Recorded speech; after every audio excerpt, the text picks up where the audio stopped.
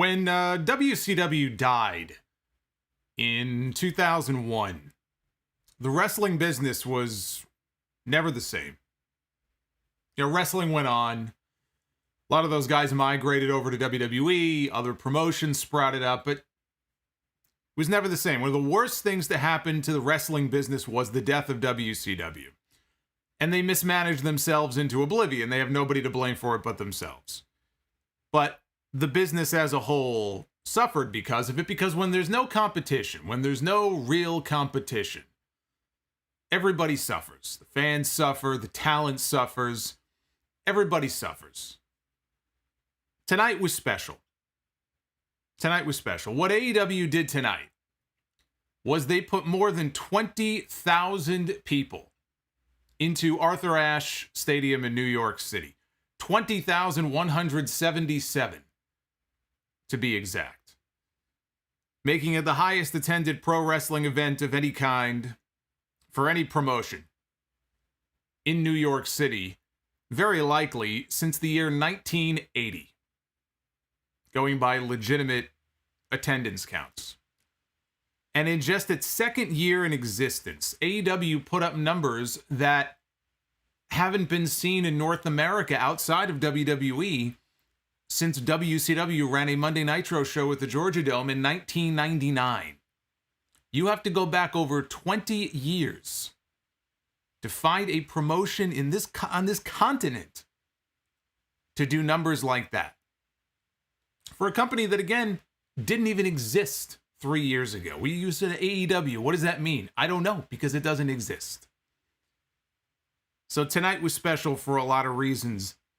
That was a special thing that they were able to put together tonight, and hearing from friends who were in the building, I'm a little jealous I wasn't there, but hearing from people who were there live, sitting in the building, it's a night that they won't forget. I remember when I went to WrestleMania for the first time. For all the years that I saw WrestleMania, I had never been to one until about 9 years ago. And I can still remember the whole experience because there are just certain events that stick with you in your mind. And I feel like for the people who are there tonight at Arthur Ashe, tonight will be one of those nights that they don't forget. AEW had to hit a home run. They had to go out there tonight and hit a home run. You have to think that tonight was going to be their biggest television audience. Number one or number two? It almost would be disappointing if it wasn't. For all the promotion and all the build-up that went into this show, and I can tell you, living in New York, a lot of advertising all over the place, in front of what is going to be their biggest television audience, on their biggest platform, in front of their biggest live crowd, they had to go out there and hit a home run. And I felt tonight that they did that, which is appropriate on a show titled Grand Slam. I think AEW went out there tonight and they did just that. This is your AEW Dynamite Grand Slam review for September 22nd, 2021. I am the Solomonster. You know, it was on this date. I don't know how many of you remember this, but it was on this date 24 years ago today that Steve Austin gave Vince McMahon his very first Stone Cold Stunner at Madison Square Garden. Wrestling history was made on that date. And now AEW going forward on September 22nd from here on out, AEW is now part of that wrestling history. Tonight was billed as a dream match. For the first time anywhere since 2009, we had Kenny Omega, the reigning AEW heavyweight champion, one-on-one against the American Dragon, Bryan Danielson. Could this match live up to the billing? It had been built up for a few weeks. A lot of anticipation, a lot of people looking forward to this match. Two of the very best in the world at what they do going in there. Would they be able to meet the high bar of expectations that people had? It's going to be impossible to, I think, hit the expectations that everybody had, so I'll just speak for myself since this is my show. I say that the answer is a resounding yes. And I didn't mean to do that on purpose because of, Daniel Bryan and all that. The answer is yes. These two went out there tonight and they had a tremendous professional wrestling match. I think the match that they went out there and had is exactly the kind of match that I was expecting. I think it's the match that you would have expected, given that not a lot of people were looking for a clean finish, I don't think. I don't see how you could have expected there to be a decisive, clean finish in this match. Even though it was Bryan Danielson's very first match in an AEW ring, you wouldn't want him to go out there and lose. Kenny Omega is the champion. You don't want him to go out there and lose either. He already lost to Christian. Dropped the Impact title to him on Rampage last month. You don't want Kenny Omega to go out there and be beaten, unless he's losing the championship, and this is a non-title match. So what do? You do a draw. You have them wrestle to a draw. Now, I figured it would be a 20-minute draw. What we got tonight was a 30-minute draw. They gave us an extra 10 minutes. No complaints from me, but they gave us exactly what we expected tonight. And the crowd didn't like it. They booed because, of course, they wanted the match to go on. They wanted to have a clear-cut winner. But I don't see how coming into the show you could have expected anything other than a time limit draw finish. That's why I talked about that last week and said this is probably going to a draw. That is how I would have done it. But you got from those two tonight what pro wrestling is all about. They went out there and they wrestled in front of a hot crowd who was into everything that they did, and it had a big match feel. It felt like, if you drop that match on a WrestleMania card, in front of a big dome, in front of twice the number of people, 3 times the number of people we had tonight that Arthur Ashe can fit, this match would have fit in there perfectly. It would have felt like a big main event. And I thought they delivered tonight. And as far as the rest of the show, I thought the rest of the show was fun. Not as fun as the opener, although I wouldn't have expected it to be. But I thought on the whole that AEW put out exactly the kind of show that they had to. The 2 hours flew by pretty quickly. Yeah, there were a few things. We'll get into it here in the full review as far as some of the slow spots on the show. Because doing that match at the very beginning did not do everybody else on the card any favors, as CM Punk alluded to when he came out for his promo. So we're going to talk about everything here. I want to give a shout out to Chase Wood, who I did notice dropped a $100 bomb in the Super Chats. You may not see them on your screen tonight, but I assure you I am getting every single Super Chat you send, and I will be reading your messages later on in the stream. So if you want to get those Super Chats in and let me know what you thought about tonight's show, go ahead and do so. I do appreciate your support. It's nights like this that make doing what I do so much fun. I enjoy nights like this, like the night we had a few weeks ago at All Out. It's nights like this that make it so much fun. So I'll be reading all your messages, and hit that thumbs up. I always forget to mention it, but hit that thumbs up because it does help the video out. I do want to mention one thing here before we get into everything. For those of us channel members here on the Sound Up channel, I did get a new members-only Q&A video up just the other day. It's an hour long answering your questions about pretty much everything. AEW, WWE, New Japan, Ring of Honor, music, movies, everything you can think of.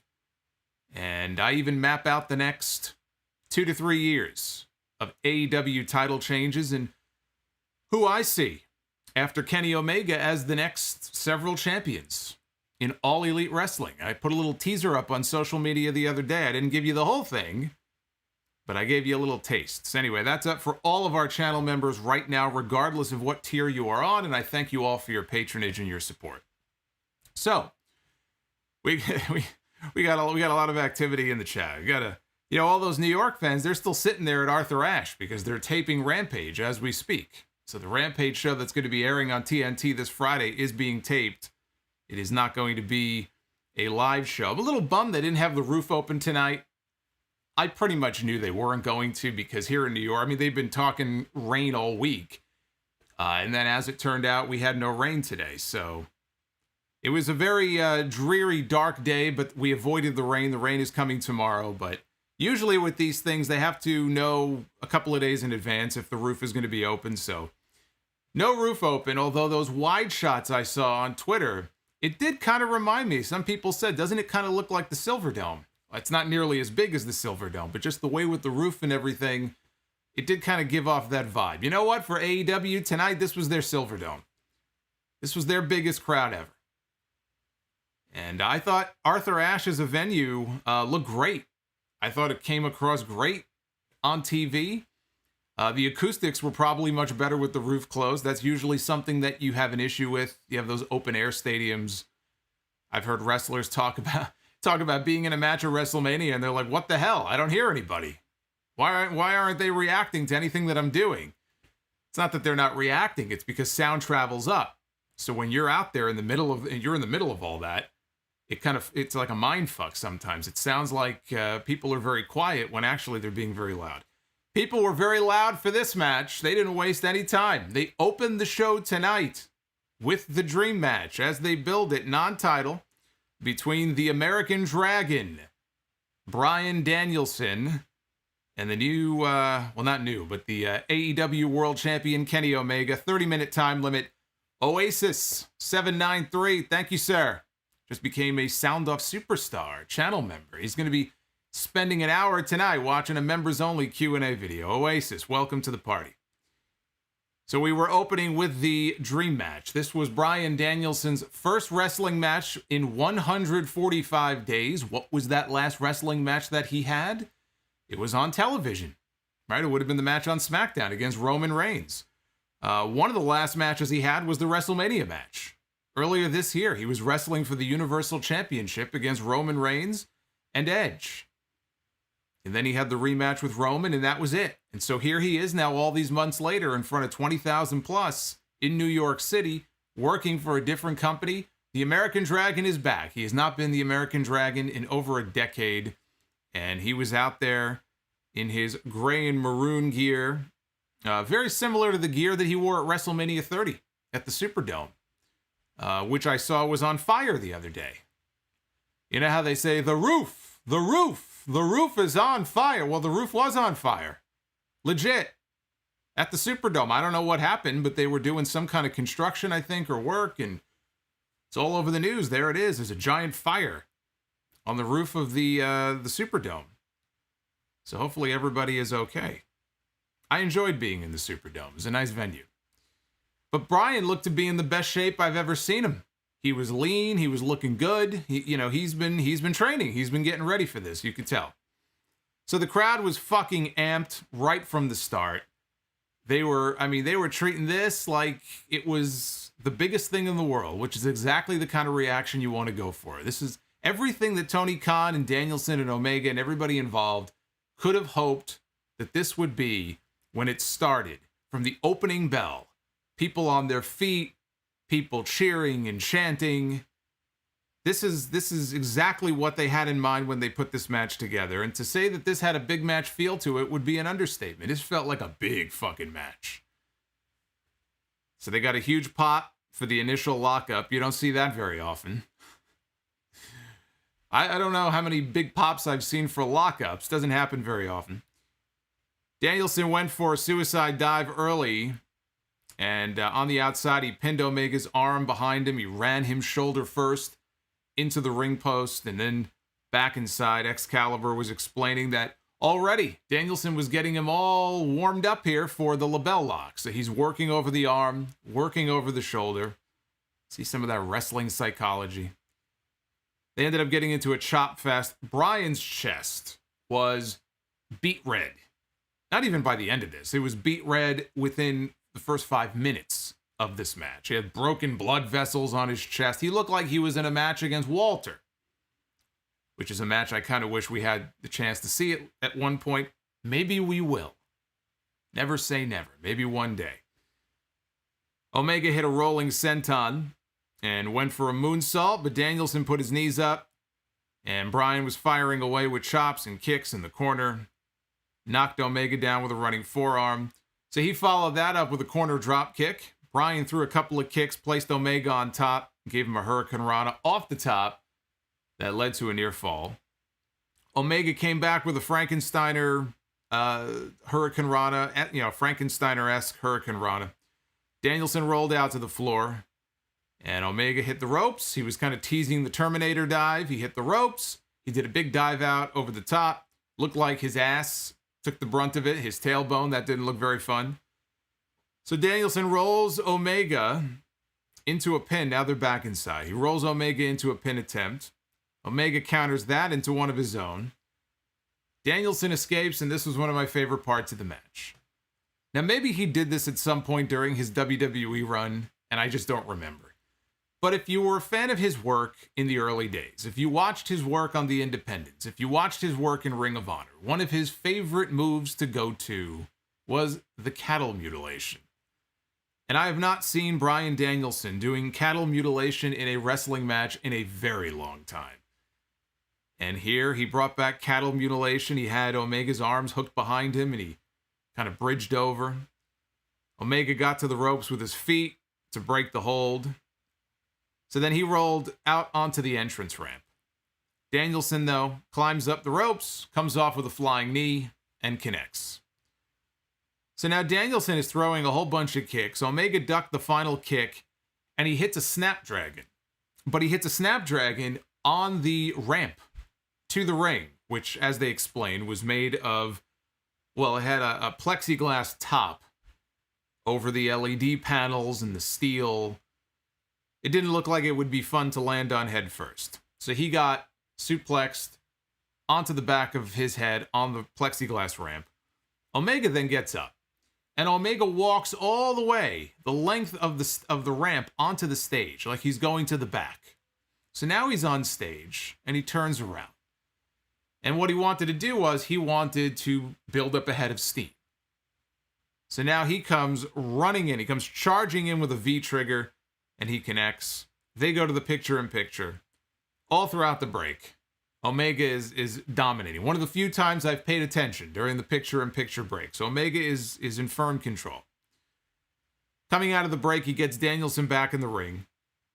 And he's standing over him, and he's acting all arrogant. And Omega picks him up, tosses him in. Now, this was one of the scariest parts of the match. He picks him up in a buckle bomb position. And this is one of my least favorite moves. I didn't like it when Rollins does it. It's just not, it's a completely unnecessary move. I can imagine Sting in the back just shaking his head.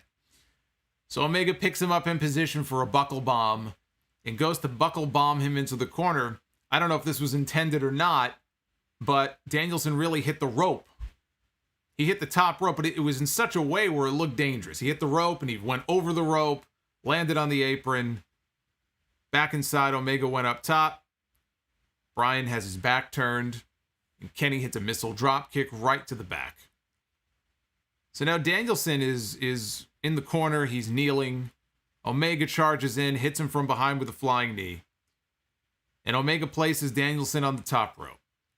And he is going to attempt a Snapdragon off the top rope. He's going to try to give him a Snapdragon suplex. Danielson slips out. Omega's still on top. And Danielson climbs up alongside him. He hits a high angle back suplex. Almost snapped this guy's neck in half on the way down. So now Danielson recovers. He's throwing kicks. Omega catches him with a knee. Omega runs the ropes. Comes off. Bryan hits a rolling elbow. Danielson goes up top. Omega cuts him off. And gave him a Snapdragon from the top rope. So he did hit his Snapdragon that he went for earlier. He hit the Snapdragon from the top rope. Omega goes for the pin. Danielson kicks out at the very last moment. That got a big pop from the crowd. That was a great near fall. A lot of these near falls, they get overdone. This was one of the good ones. Prince Walker just became a Sound Off superstar. What's going on, Prince? It's good to hear from you. I'm getting messages here that CM Punk's trunks are back. No spoilers here, but CM Punk's trunks are back. Well, that's going to make a lot of people very happy. People didn't like CM Punk in the pants, apparently, at All Out. So from everything I'm hearing now, the tights are back. For those who care about that sort of thing, there you go. Me, I don't really give a shit. I'm not paying attention to CM Punk's legs. I'm not paying attention to CM Punk's ass. If you are, good for you. Congratulations. Whatever floats your boat. It's not the most important thing to me.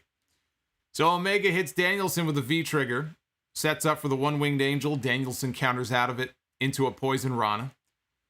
And Danielson goes for a flying knee. As he is coming in for the flying knee, the Busaiku knee, Omega clobbered him with a V-trigger. And he covered him for another near fall. So now Danielson, we skip ahead here. Danielson is getting all fired up. And Danielson looks out to the crowd. And if you pay attention to what he was saying and what he was mouthing to the crowd, he said, now he's going to get his fucking head kicked in. And he proceeds to grab Omega's arms. He did this to Kofi Kingston, actually. And actually, I think Kofi did it to him in that WrestleMania 35 match that they had. It popped up online the other day. I was just watching it again the other day. But he starts delivering repeated stomps to the head. Danielson goes in for the label lock. Omega reaches the ropes. Danielson threw a running drop kick in the corner. He goes for another. And Omega catches him with a V-trigger. Danielson fires back with a hard shot. Omega throws another V-trigger. Both men fall down.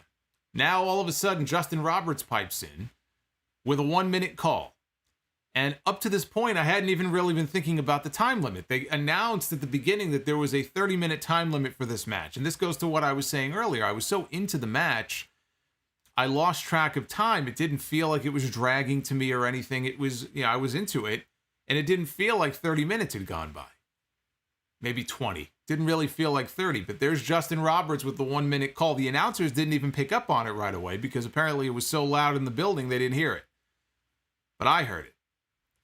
So now they're exchanging headbutts. They're on their knees. They're going back and forth, and the bell rings. And as soon as the bell rings, everybody begins booing because they know, shit. Went to a draw. They're all disappointed.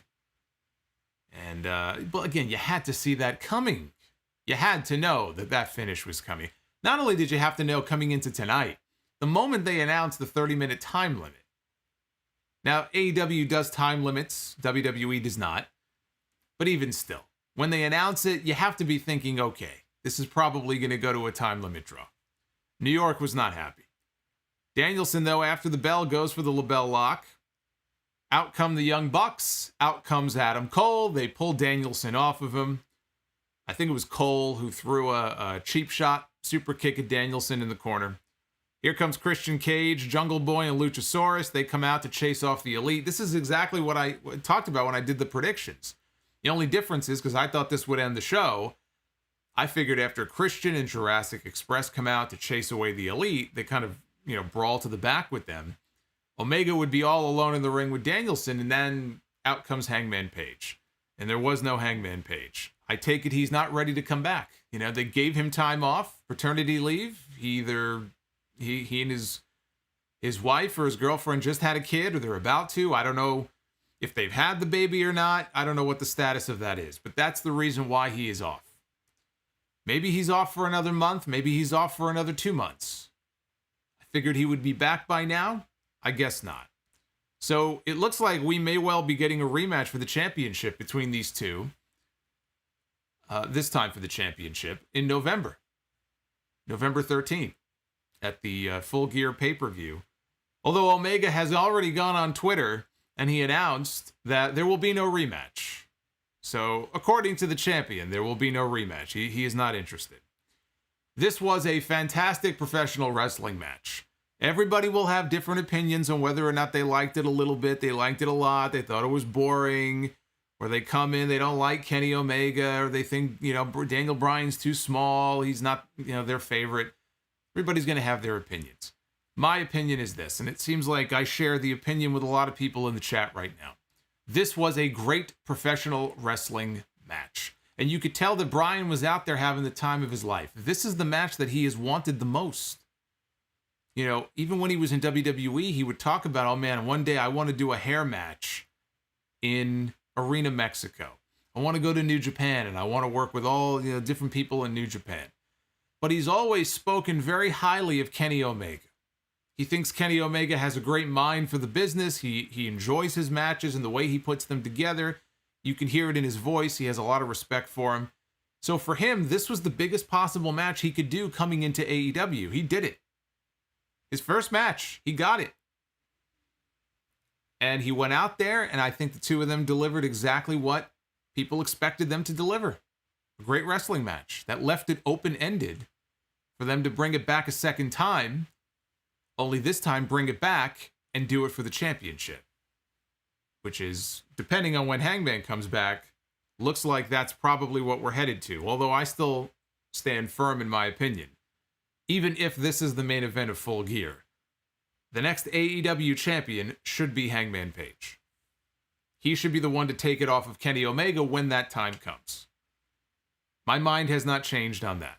Even if you have to now heat him up all over again when he comes back. I don't think you're going to have to do much heating at all. He's not like a fucking TV dinner you pop in the microwave. The people in this company who were fans of AEW from day one, they like Hangman Page. You know, I got a lot of emails from people when he was doing the Dark Order stuff and he was phased down for a lot of this year.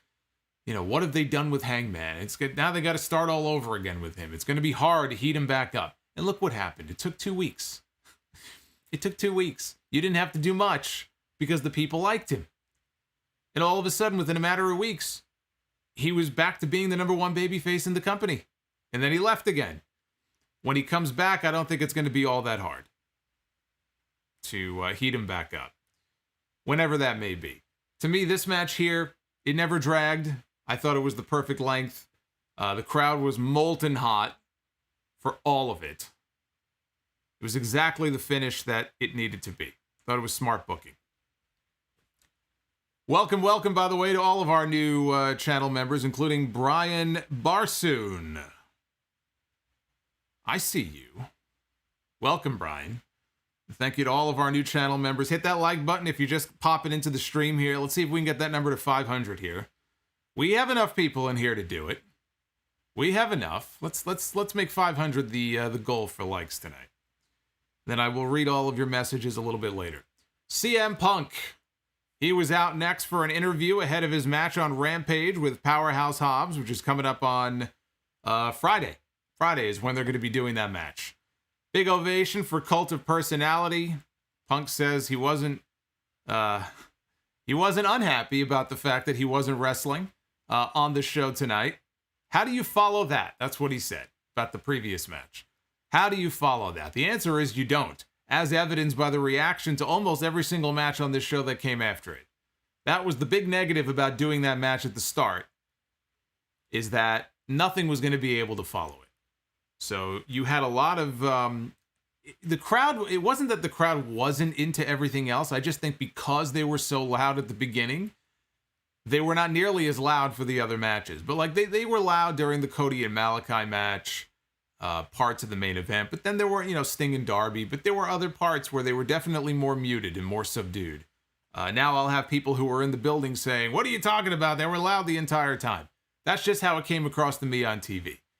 They were definitely a little more muted in other parts of the show. In fact, they were a little more muted here during this segment with Punk.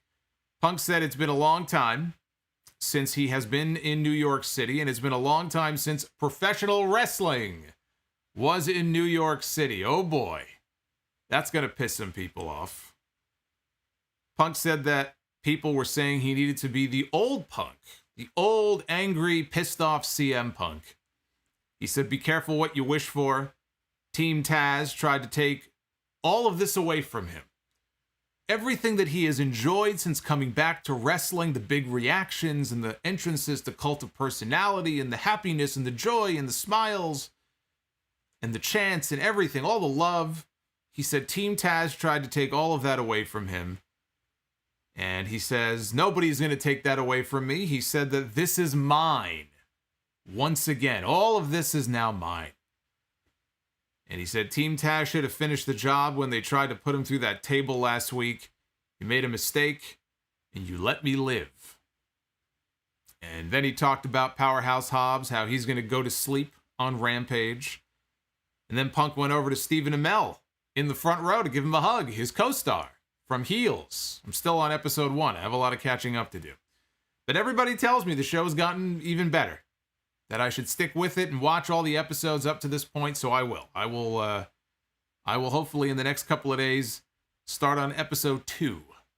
I don't think Punk shows up until episode 3. All right, what's his name on the show, by the way? Richie Rabies or something like that. He plays an independent wrestler.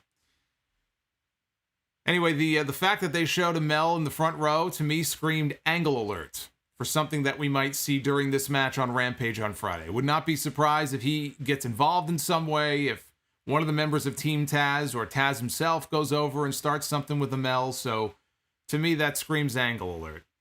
But Punk was fired up for this. I thought it was just a good, straightforward promo to put some heat on the match for Friday, and it was a way for them to get CM Punk on Dynamite. Instead of just having him on Rampage, now they got him in the ring for a promo on Dynamite. So I thought it was exactly what it needed to be. We had MJF with Wardlow, Plainview, Long Island's own MJF, one-on-one against Brian Pillman Jr. AEW is going to be on Long Island at the brand new UBS Arena on December 8th for Dynamite. So I'm sure MJF will be on the show that night. That's the show where AEW has already moved over 6,000 tickets, even though the show is a week after WWE beats them to the punch and runs Raw at that same building, and WWE sold 2,300 tickets, which is very interesting. 2,300 and AEW moves 6,000. What does that tell you about how over AEW is in New York? Of all the markets to be over in and have a hot ticket, New York.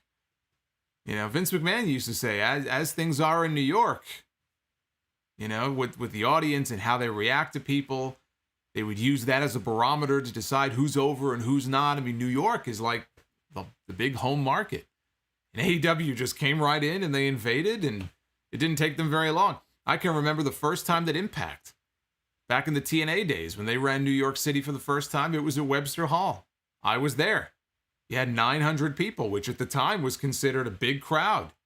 Webster Hall's not a big arena. It's basically a fucking, a dance club. But I remember that. Oh, wow, 800 people, 900 people. What a big deal, for their very first New York City show. AEW comes in, and in their first New York City show, 20,000 plus. If that doesn't make a statement, I don't know what does.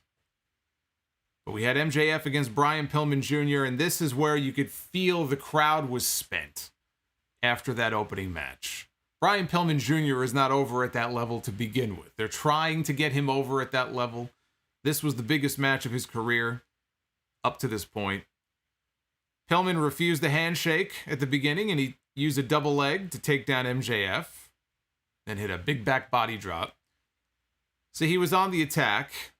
MJF slapped him. Pillman fired back with one of his own. MJF begged off, and he drove Pillman face first into the turnbuckle to gain the advantage. But Pillman came back, hit a sunset flip and a backslide, and MJF sent him shoulder first into the canvas ahead of the break. We come back from break, and Pillman lands forearms and a thrust kick, starts driving MJF's face into the turnbuckle repeatedly over and over again. Snap power slam for a near fall. So Pillman sets up for his basement dropkick. Pillman Jr. has this move where he'll hit the ropes, and he'll come off, and he'll do one of these basement drop kicks through the ropes. And he was attempting that on MJF. But MJF, the heel that he is, pulled Julia Hart, Pillman's manager, in the way. He pulled her in the line of fire. This poor 21-year-old girl, he pulled her right in the line of fire. And Pillman stopped short. Pillman came outside. He was still holding Julia Hart, threw her aside, caught Pillman with a clothesline, and took him down. So now MJF is out there, and he and Julia are exchanging words, and she slaps him. And then he responds by grabbing her arm, and he starts yelling at her. While all of this is going on, Pillman's back in the ring, and he hits the basement dropkick that he attempted before. This time he connects with it, and he takes down MJF.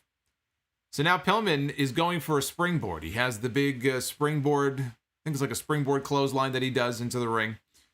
He's setting up. He goes for the springboard. MJF, though, catches him in midair on the way down and traps him in the salt of the earth arm breaker. He's wrenching back on it. Pillman Jr. has nowhere to go. He submits, and MJF wins. I was expecting when this was over that MJF was going to grab the mic and start healing on New York City. Or maybe start, pointing out Stephen Amell and going off on him in the crowd. Going off on his own parents. MJF's parents posted a picture on Twitter earlier today. They were at the show. They were getting ready to leave. They made their own sign that says, "Even we don't like MJF." And then he quote tweeted his mother and said, "Fuck you, Mom." I thought he'd heel on his parents. Somebody, anybody. Got to put a mic in this guy's hand, but they didn't. That was it. That was the end of the segment. So, it was the right outcome. MJF should not have lost this match, but I was surprised that they didn't do anything else with him. Chris Jericho and Jake Hager, they were in the back with Alex Marvez and talking about their match against Ethan Page and Scorpio Sky coming up on Friday. And Hager said, men of the years, more like boys of the week. Jake Hager with the zinger. He shouldn't quit his day job. He did a promo. Jericho did a promo. And they're all going to mix it up at Rampage on Friday. We'll see who Dan Lambert brings with him from his MMA contingent. I don't know. Hey, I wouldn't mind it if he brought Paige Van Zandt back. You can bring her back. I don't know if he'll have Junior Dos Santos with him again, or Andrei Arlovsky, or Fedor, or Randy Couture. Maybe he'll bring Brock Lesnar with him. Who the fuck knows? Actually, wasn't Lambert with Bobby Lashley, right? American Top Team and Impact. Maybe Lashley will show up at Arthur Ashe on Friday. Sure, we'll hear about it tonight if he does. Yeah, Jay William in the chat says, Don Rickles, he ain't. Jake Hager is definitely not Don Rickles. We can agree on that. We had Malakai Black one-on-one against Cody Rhodes. I was very curious what they were going to do with this match, because I did not want to see Malakai Black lose. That would have been a big mistake. But I didn't know if they had the guts to put him over twice. So we were about to find out. And I said coming into this again that he should win. And apparently New York City agreed with me, because New York City was no fan of Cody and Brandy Rhodes. Oh, Brandy was back. Cody came out for his entrance. At first I thought he was dressed up looking like Captain America, but I was told that apparently he was dressed up as someone else and not Captain America. I don't know, some other character of some kind. I'm not up on all my comic characters, so you'll have to clue me in on who he was trying to be. But he came out, even for the entrance, noticeable boos from the crowd. And he summoned someone from one of the entrance tunnels, because they had the regular setup here. It was just like a kind of like a sawed-off version of the two tunnels. So out from one tunnel, here's Arn Anderson, Coach Arn. He's got the clipboard and everything. And then he summoned someone from the other tunnel. And out, I thought it was Red Velvet that was coming out. I'm sorry. To me, from afar, Cody teamed with Red Velvet at one point, so we had that connection there. I'm like, oh, he's bringing Red Velvet out to the ring. It wasn't Red Velvet. It was Brandy. Okay, Homelander, is that the name of the character? Homelander from The Boys. Yeah, I've had people tell me The Boys is a really good show. It's another show I got to put on my watch list. Right? Aren't they like a group of, it's like an R-rated show, but they're a group of retired superheroes or something? All right, so Homelander. Well, that would explain why I didn't know what the fuck he was dressed up as. But out comes Brandy. This was her first appearance since childbirth. Their reality show debuts next week after Dynamite. So all the promotion is going to start now. Of course, both of them have to do all their interviews. They have to make the rounds. They're going to be talking about Rhodes to the Top. You know what I'll be doing when Rhodes to the Top is airing? I'm going to be streaming. And I expect all of you to be here and not watching that. You could put that on DVR, because it airs right after Dynamite. I'm going to be right here live with you. Not watching Rhodes to the Top. Be watching Rhodes to Solomonster. So Cody is in the ring, and he takes Black down with a right hand. Black surprised him with a leg sweep. Cody rolls to the floor. He's very frustrated. He's flustered. He's angry. We saw Malakai. He does that kind of the fake out dive where he hits the ropes, and then he does the not springboard, but he does the oh gosh, it's the name just popped out of my head. The Cabrata. There you go. The Cabrata. And he sits down, split-legged in the middle of the ring. Cody is, as I said, he's on the outside, very frustrated. So as Malakai is sitting cross-legged in the ring, since his wife's balls are apparently bigger than his, Brandy gets into the ring and she sits cross-legged. Right across from Malakai. Face to face. And she flips him the double bird and says, fuck you. And Malakai, all he can do is laugh. I was kind of hoping he would give her a nice little swift push out of the ring. Like, you don't belong in here. Boom. But all he did was laugh. But that was enough of a distraction. Cody got back in the ring and attacked him from behind. And then she crawled out of the ring.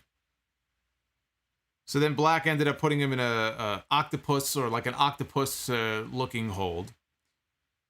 Cody sends Malakai out onto the ramp. He hits a disaster kick. He went for a springboard, but as he comes off, Black countered with a jumping knee. And that led directly into the commercial break. We come back from break, and within, I would say, 30 seconds of coming back from commercial, Malakai hits Black Mass. Kicks him right in the face, and he knocks him out, and Cody falls out of the ring. He falls out to the floor. And the crowd did not like that at all. So you could tell, as I said on Twitter, this crowd did not fuck with Cody Rhodes. They fucked with Malakai Black. They wanted him to win. And so when Cody fell out of the ring, they were not happy. So Black ended up putting him back inside. He goes for a running attack. Cody hits a chop block. Dragon screw across the ropes. Black ends up surprising Cody with a back elbow and a kick. Countered the first Crossroads attempt. This is the first attempt at the Crossroads. He countered it. Cody caught a kick, though, went for Crossroads again. Black escaped again. Cody hit the Cody Cutter and finally hit the Crossroads for a great near fall. Even I bought into it. I said, no. This can't end like this. Thankfully, it didn't.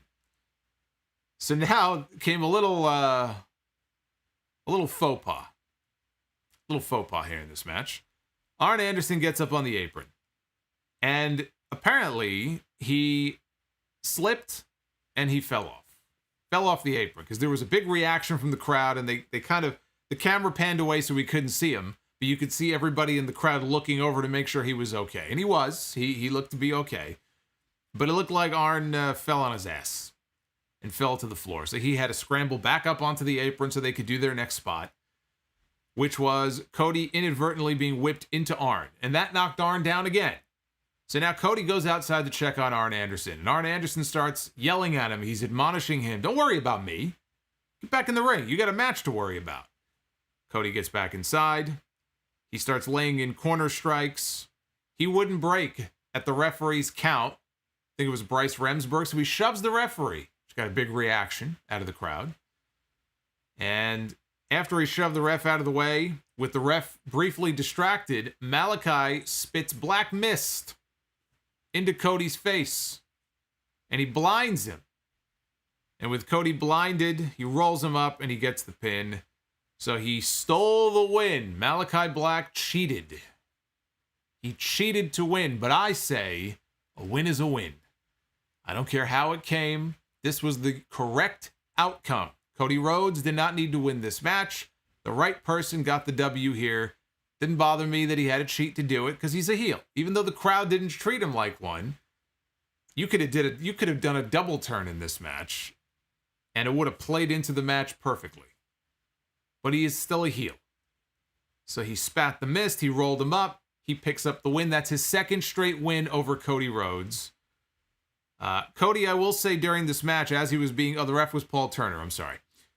Cody definitely leaned in to the heel reaction here in this match. I don't know if they expected the reaction to be this vociferously, easy for me to say, vociferously against him coming in. They probably knew that there would be at least some boos. So I don't know how much AEW expected that to be the reaction or not. He was definitely kind of leaning into it. It seemed like they knew. Seemed like they were expecting he was going to get at least a somewhat negative reaction. And it's not surprising. I mean, look, I don't go off on Cody Rhodes the way some people do. There are people who hate Cody Rhodes. And they will go around saying, oh, Cody, you know, he buries people. He buries his opponents. And I don't see any evidence of that. So I think people saying, oh, he buries people. No. I've seen wrestlers get buried by other wrestlers. That's not what Cody Rhodes does. I think the bigger issue is that Cody has really been one of the most directionless wrestlers on the entire roster. And part of it is the fact that I think he comes back after a layoff, and then he leaves to go film something, and then he leaves and he comes back, and he leaves and he comes back. So there's only so much you can really do with him. You're kind of plugging him into these little programs, right? The stuff with Anthony Ogogo, the stuff with QT Marshall. Nobody cared. The way they built up that match with Cody and Ogogo, like it was the Battle of America against, the UK. It was us against them. Like, nobody cared. It was not a big deal. It was not a big match. Cody has been doing a whole lot of nothing for a while now. Just sort of meandering around. Now you get Malakai Black, who's the new guy in there. He's got the badass entrance with the mask and everything. He looks cool. The whole entrance, the whole act is cool. So naturally, you're going to have people who want to cheer for him. And part of it is also that it's New York. I mean, Cody hasn't really been booed in any other... not that I can remember. I mean, he really hasn't been booed in most cities. And that's what's going to be interesting to see going forward. Because I'm not sure that this is going to lead to a Cody heel turn. Although I wouldn't mind it. I'd be surprised. I wasn't really expecting one this soon. They could turn him heel. He and Brandy both. They could go the heel route with them if they want to. But I think we have to wait and see. What are the crowd reactions going to be in other cities? They're going to be in New York next week, although upstate New York, right? Rochester, I think. But once they get out of New York and they go to other places, does he still get booed? Because if he's going to start being booed everywhere, that's a problem. So I'm not sure that we're getting a Cody heel turn necessarily. It could have just been kind of a New York thing. Would not be the worst idea, I suppose. But I do think he does get some unfair flack. Just some of the vitriol and stuff that's directed at him. You would think that he walks around with a golden shovel. We've had people who have walked around with golden shovels. I would not say Cody Rhodes is one of those people. Who has Cody Rhodes buried? What, QT Marshall? Good. Who cares? Gives a shit. Name me another person that Cody Rhodes has buried that you actually cared about, that you actually gave a shit about. Or a new star they brought into the company and he cut their legs off. Maybe there was somebody and I'm not thinking of who they are, but I would like a list of who all these people are because I could probably refute almost everybody on that list. So I think it's a little overboard when it comes to the Cody Rhodes hate. You can hate him for a lot of other reasons and think that he's whatever, but this thing about buried, I never understood that. Doesn't really make sense to me. And he's certainly not burying Malakai Black because now he's 0 for 2 against him. Sting and Darby Allin taking on FTR with Tully Blanchard in their corner.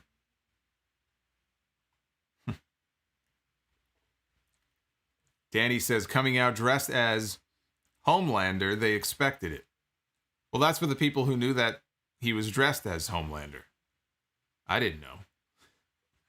Like I said, I thought he was Captain America. Oh, here's Steve. Here's Captain America. Sting and Darby. New York City may not like Cody Rhodes, but they love Sting. He got a big pop coming out.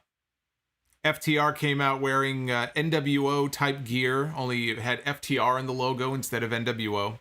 Excalibur said it was to represent a certain part of Sting's career. The part of Sting's career where he spent about 18 months up in the rafters, coming up from the ceiling and down from the ceiling and not talking and waving a baseball bat around. And if Hulk Hogan and Eric Bischoff are to be believed, spending all of his time getting grossly out of shape, which is why they did the finish they did, the way they did, at Starrcade in 97. They're full of shit. But anyway, Sting and Darby, they were wearing their face paint kind of smeared a little bit, kind of like war paint. Darby went to go start the match. People wanted Sting. So he tagged in, and in came the man himself. And he's doling out body slams to each member of FTR. He went for a stinger splash on Wheeler in the corner, but Harwood pulled Wheeler out of harm's way, and Sting collided with the turnbuckle instead. Sting tagged in Darby, who went for a coffin drop out onto both members of FTR on the floor, and they caught him. They caught Darby in midair on this coffin drop, and they dumped him ribs first into the ring apron as they went to the picture-in-picture. So after taking punishment throughout the break, they come back and Darby gets the hot tag to Sting. So he's back inside now. Sting takes care of Cash, hits a spine buster on Dax for a near fall.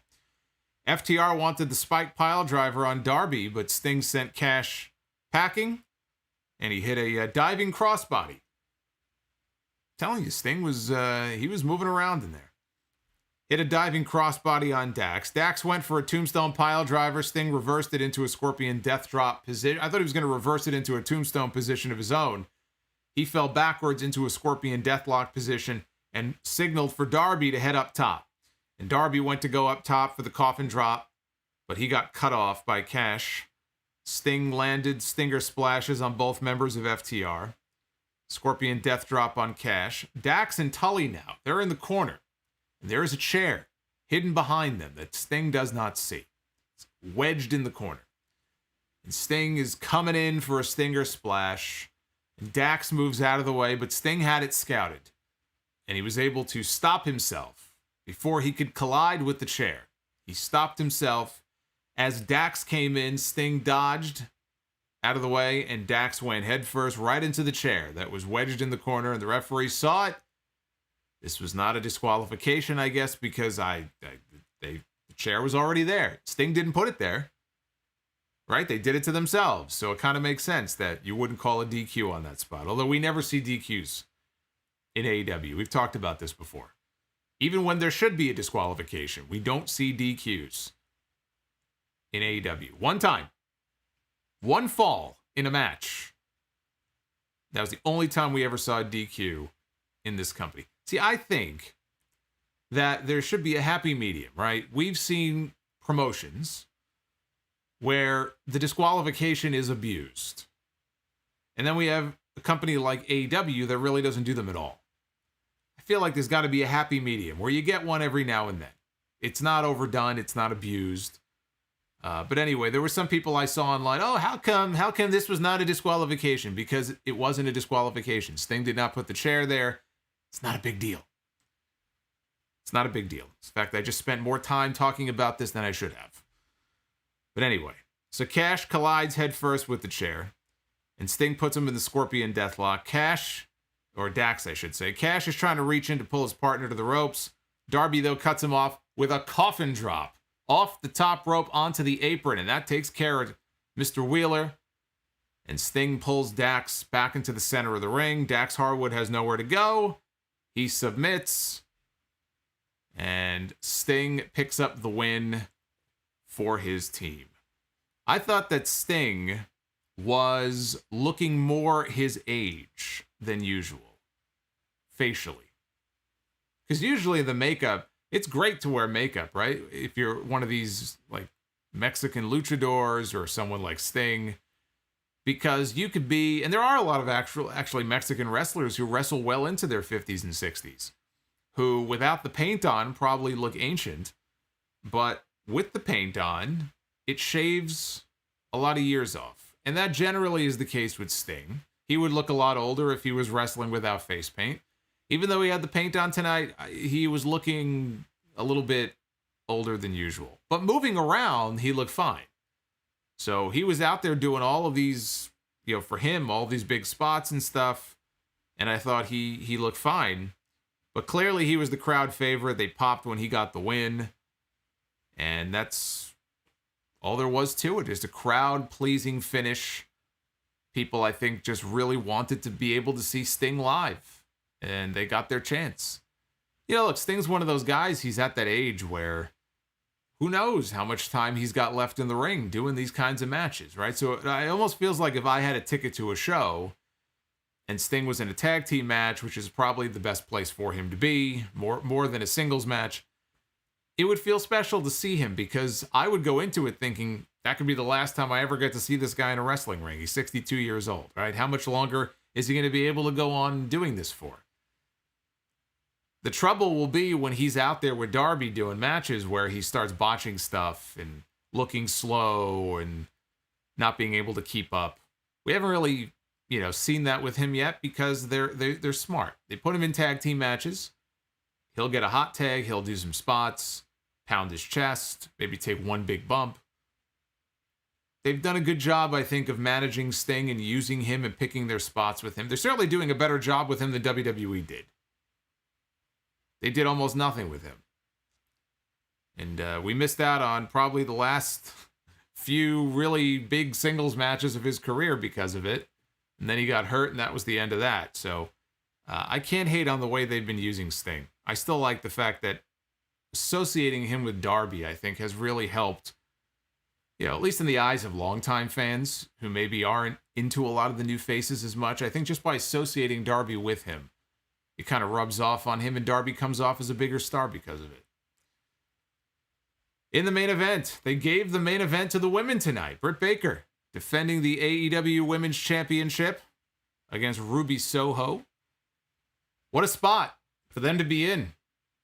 Wonder what their reaction was when Tony Khan gave them the news, hey, you're headlining Dynamite tonight. I guess this was this the second Dynamite main event then for Britt Baker after the match with Thunder Rosa earlier this year? I believe it was. I think this is her second main event. This was the sole title match on this show. There were no other championship matches on the show tonight. And I guess with AEW, their philosophy is much like it All Out, where they saved Omega and Christian for the main event, which I guess they kind of had to, given, Danielson and Cole were coming out after. But as they did it All Out, they didn't end with Punk and Darby. They ended with the championship. In that case, it was the AEW title. Tonight, it was the AEW women's title. And I guess their view is that the title match should go on last. So we had dueling chants right from the outset here. Chants for Soho, chants for DMD. Ruby landed a rising kick. That led to Britt Baker heading to the floor to try to recover. As she huddled with Rebel and Jamie Hayter, Ruby climbed up to the top rope and hit a crossbody onto all three of them. But Britt caught her with a thrust kick as soon as she got back up. She kicked her right in the head. So then we headed into the final ad break of the night. We come back from the final commercial break. Ruby got a back suplex. Britt came back with a super kick. And we got a double down. Both ladies got back up. They started slugging each other back and forth. Ruby got the better of it, though, with some headbutts. Britt got a Russian leg sweep into a lockjaw attempt, but Ruby avoided it. She got out of it. And Britt came off the ropes with a sling blade. Rebel then handed Britt the black glove, which is, of course, the setup for lockjaw. Baker went for the curb stomp. Ruby grabbed the ankle out of midair, and she applied a knee bar, or what looked to me like a knee bar. Ruby gave her a slingshot, face first into the top turnbuckle, and kick takes the champion down. So down goes Britt. Ruby heads up to the top rope, hits a huge senton, only gets a near fall out of it. Britt kicks out. So champion, or the champion, we'll call her champion. Champion comes back with a fisherman buster. Actually, it was more like a cradle neck breaker. Is that what the fisherman buster is? Because I feel like we've seen that move a couple of times recently. We'll call it a fisherman buster. So she heads up top. Ruby cuts her off. And at first, she goes out onto the apron. And Ruby is standing on the bottom rope. And she's trying to suplex Britt out to the floor. But she's not having a lot of luck. So she climbs up to the top rope. Britt goes up with her. And Britt Baker, this was the scariest moment of the night. Britt Baker hit a fucking air raid crash from the middle rope that looked like she dropped this woman, like she spiked her on her head. And it was the only time all night that I let out an audible yell. I'm watching this and I saw how she did the move and I screamed. I was like, oh shit. And my first thought was, is she conscious? Because it looked really bad, but she was okay. And that was very scary. Somehow she kicked out of that. That, to me, maybe the angle of it, I don't know. Maybe she was more on her shoulder than the back of her head. But that looked very scary. So Britt followed that up with a curb stomp. And again, Ruby kicked out. Britt started arguing with Aubrey Edwards. Ruby rolled her up. Champion kicked out. Ruby hit her Pele kick. She calls it the No Future, we were told. I did not know that before tonight, but according to Excalibur, she calls it No Future. Rebel jumped on the apron for the distraction. Ruby nailed her. Then on the opposite side, Jamie Hayter jumps up on the apron. So Ruby goes over to her. The referee, though, is now distracted on the other side with Rebel. And while Ruby goes over to Jamie Hayter, Jamie hangs her neck first over the top rope. And referee didn't see it, of course. She stumbles backwards right into lockjaw. Britt Baker gets the hold applied. Ruby has nowhere to go. And she submits. And Britt Baker retains her championship. She's still your AEW Women's Champion. I thought they had a good match. You know, in hindsight, they should have closed with the Danielson-Omega match because really, you know, again, the crowd wasn't, I wouldn't say they were dead, but they definitely were not as into the remaining matches as they were the opening match, because the opening match was the main event. I mean, that match was built up as a dream match between two guys that most people have never seen in the ring before. Two big names going one-on-one in an attraction match. And Danielson's first match in the company, so of course that got, you know, the biggest reaction of anything on the entire show. Even though technically this was not the main event of the night. Again, they were taping more matches. There were more matches yet to come, but I think it would have been more prudent for them to close with that. But they still had, like I said, more matches to tape, so maybe it wouldn't have mattered. Speaking of which, Grand Slam ain't over, because Grand Slam continues on Friday with a 2-hour edition of AEW Rampage at 10 p.m. Eastern, which means I'm not going live on YouTube until after midnight. Oh, joy. But it should be a fun show. They got a whole bunch of other good matches planned for Friday.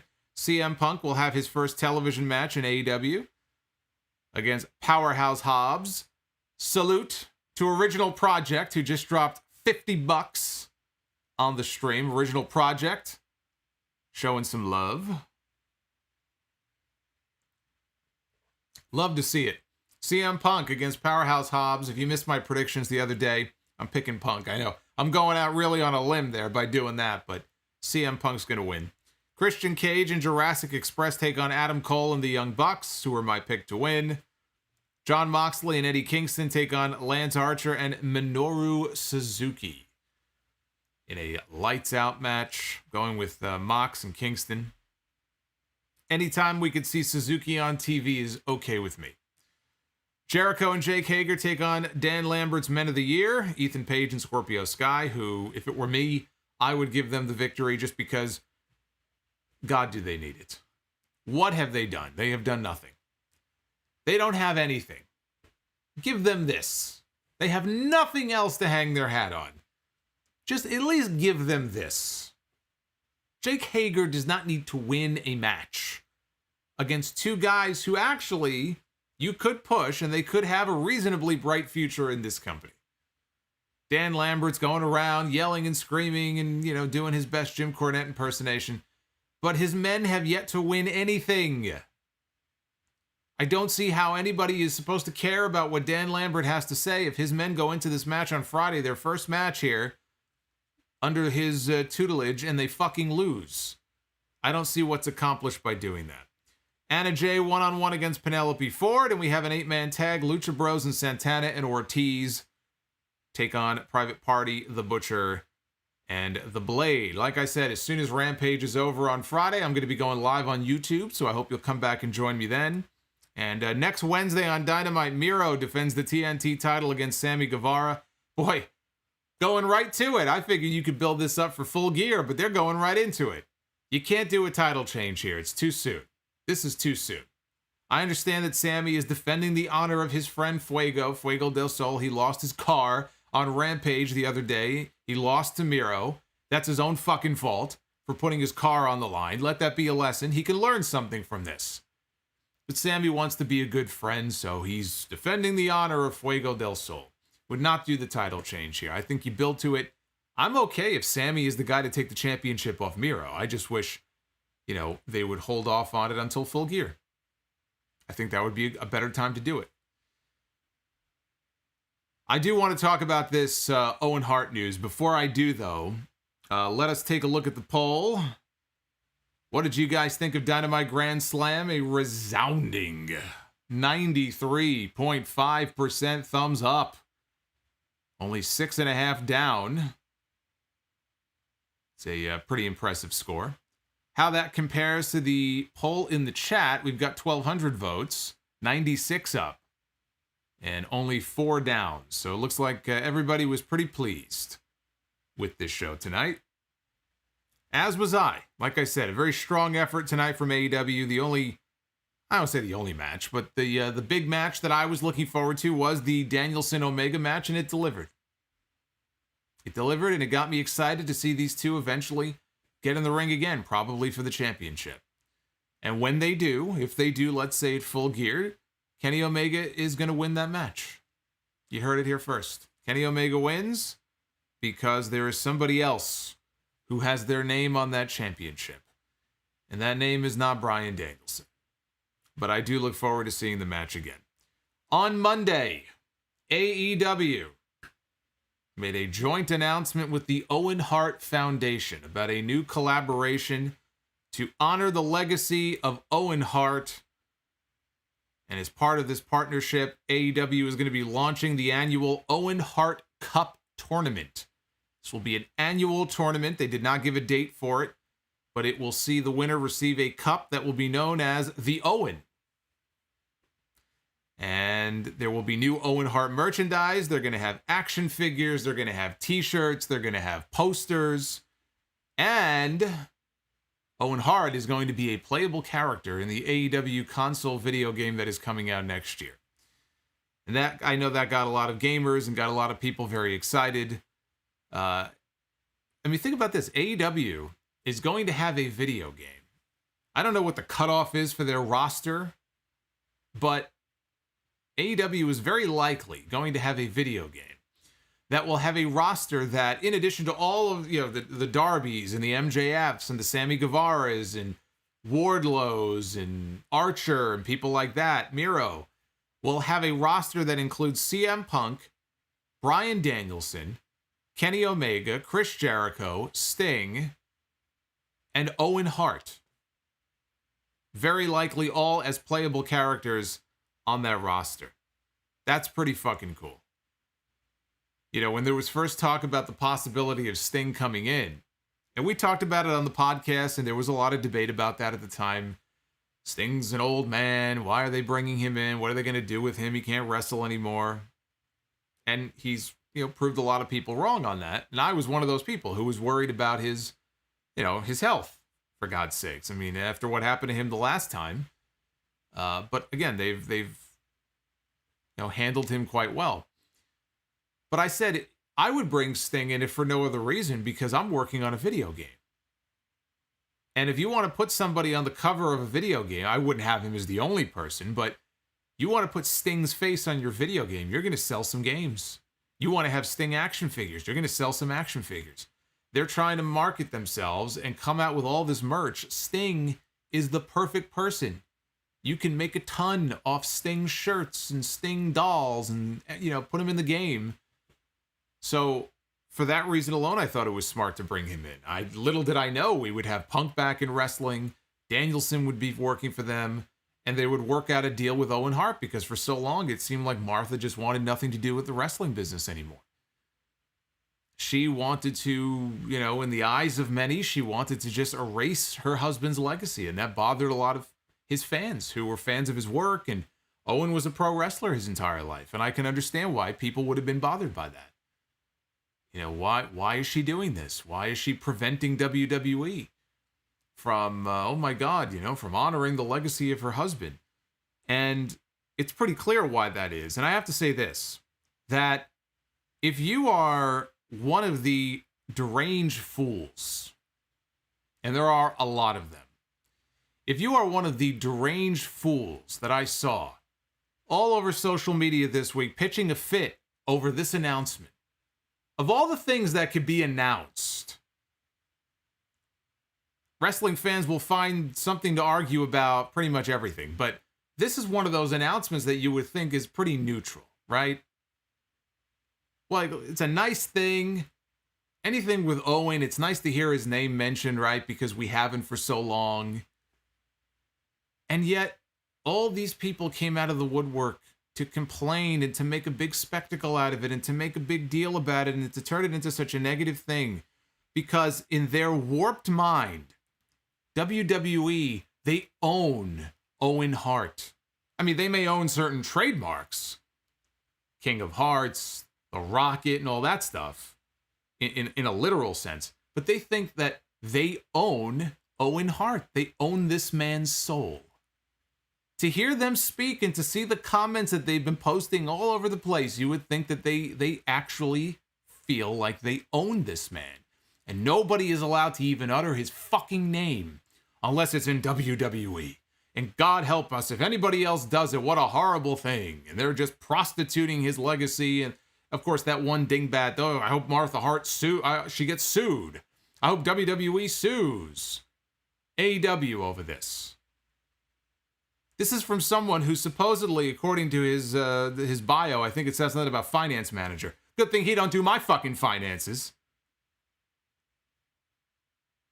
Given that logic, WWE should sue AEW because they're doing something with Owen Hart. But these are the kind of sick people that are out there. These are the dumb, unintelligent, sick fucks that are out there posting nonsensical comments that don't even make any sense, losing their minds because they have none of their own. They lost it a long time ago, so they don't know what to do with themselves. These people are sick. These people are ill. Couldn't believe some of the comments that I was seeing this week. People saying, oh, you should post it a sad tweet. I'm not even going to do that.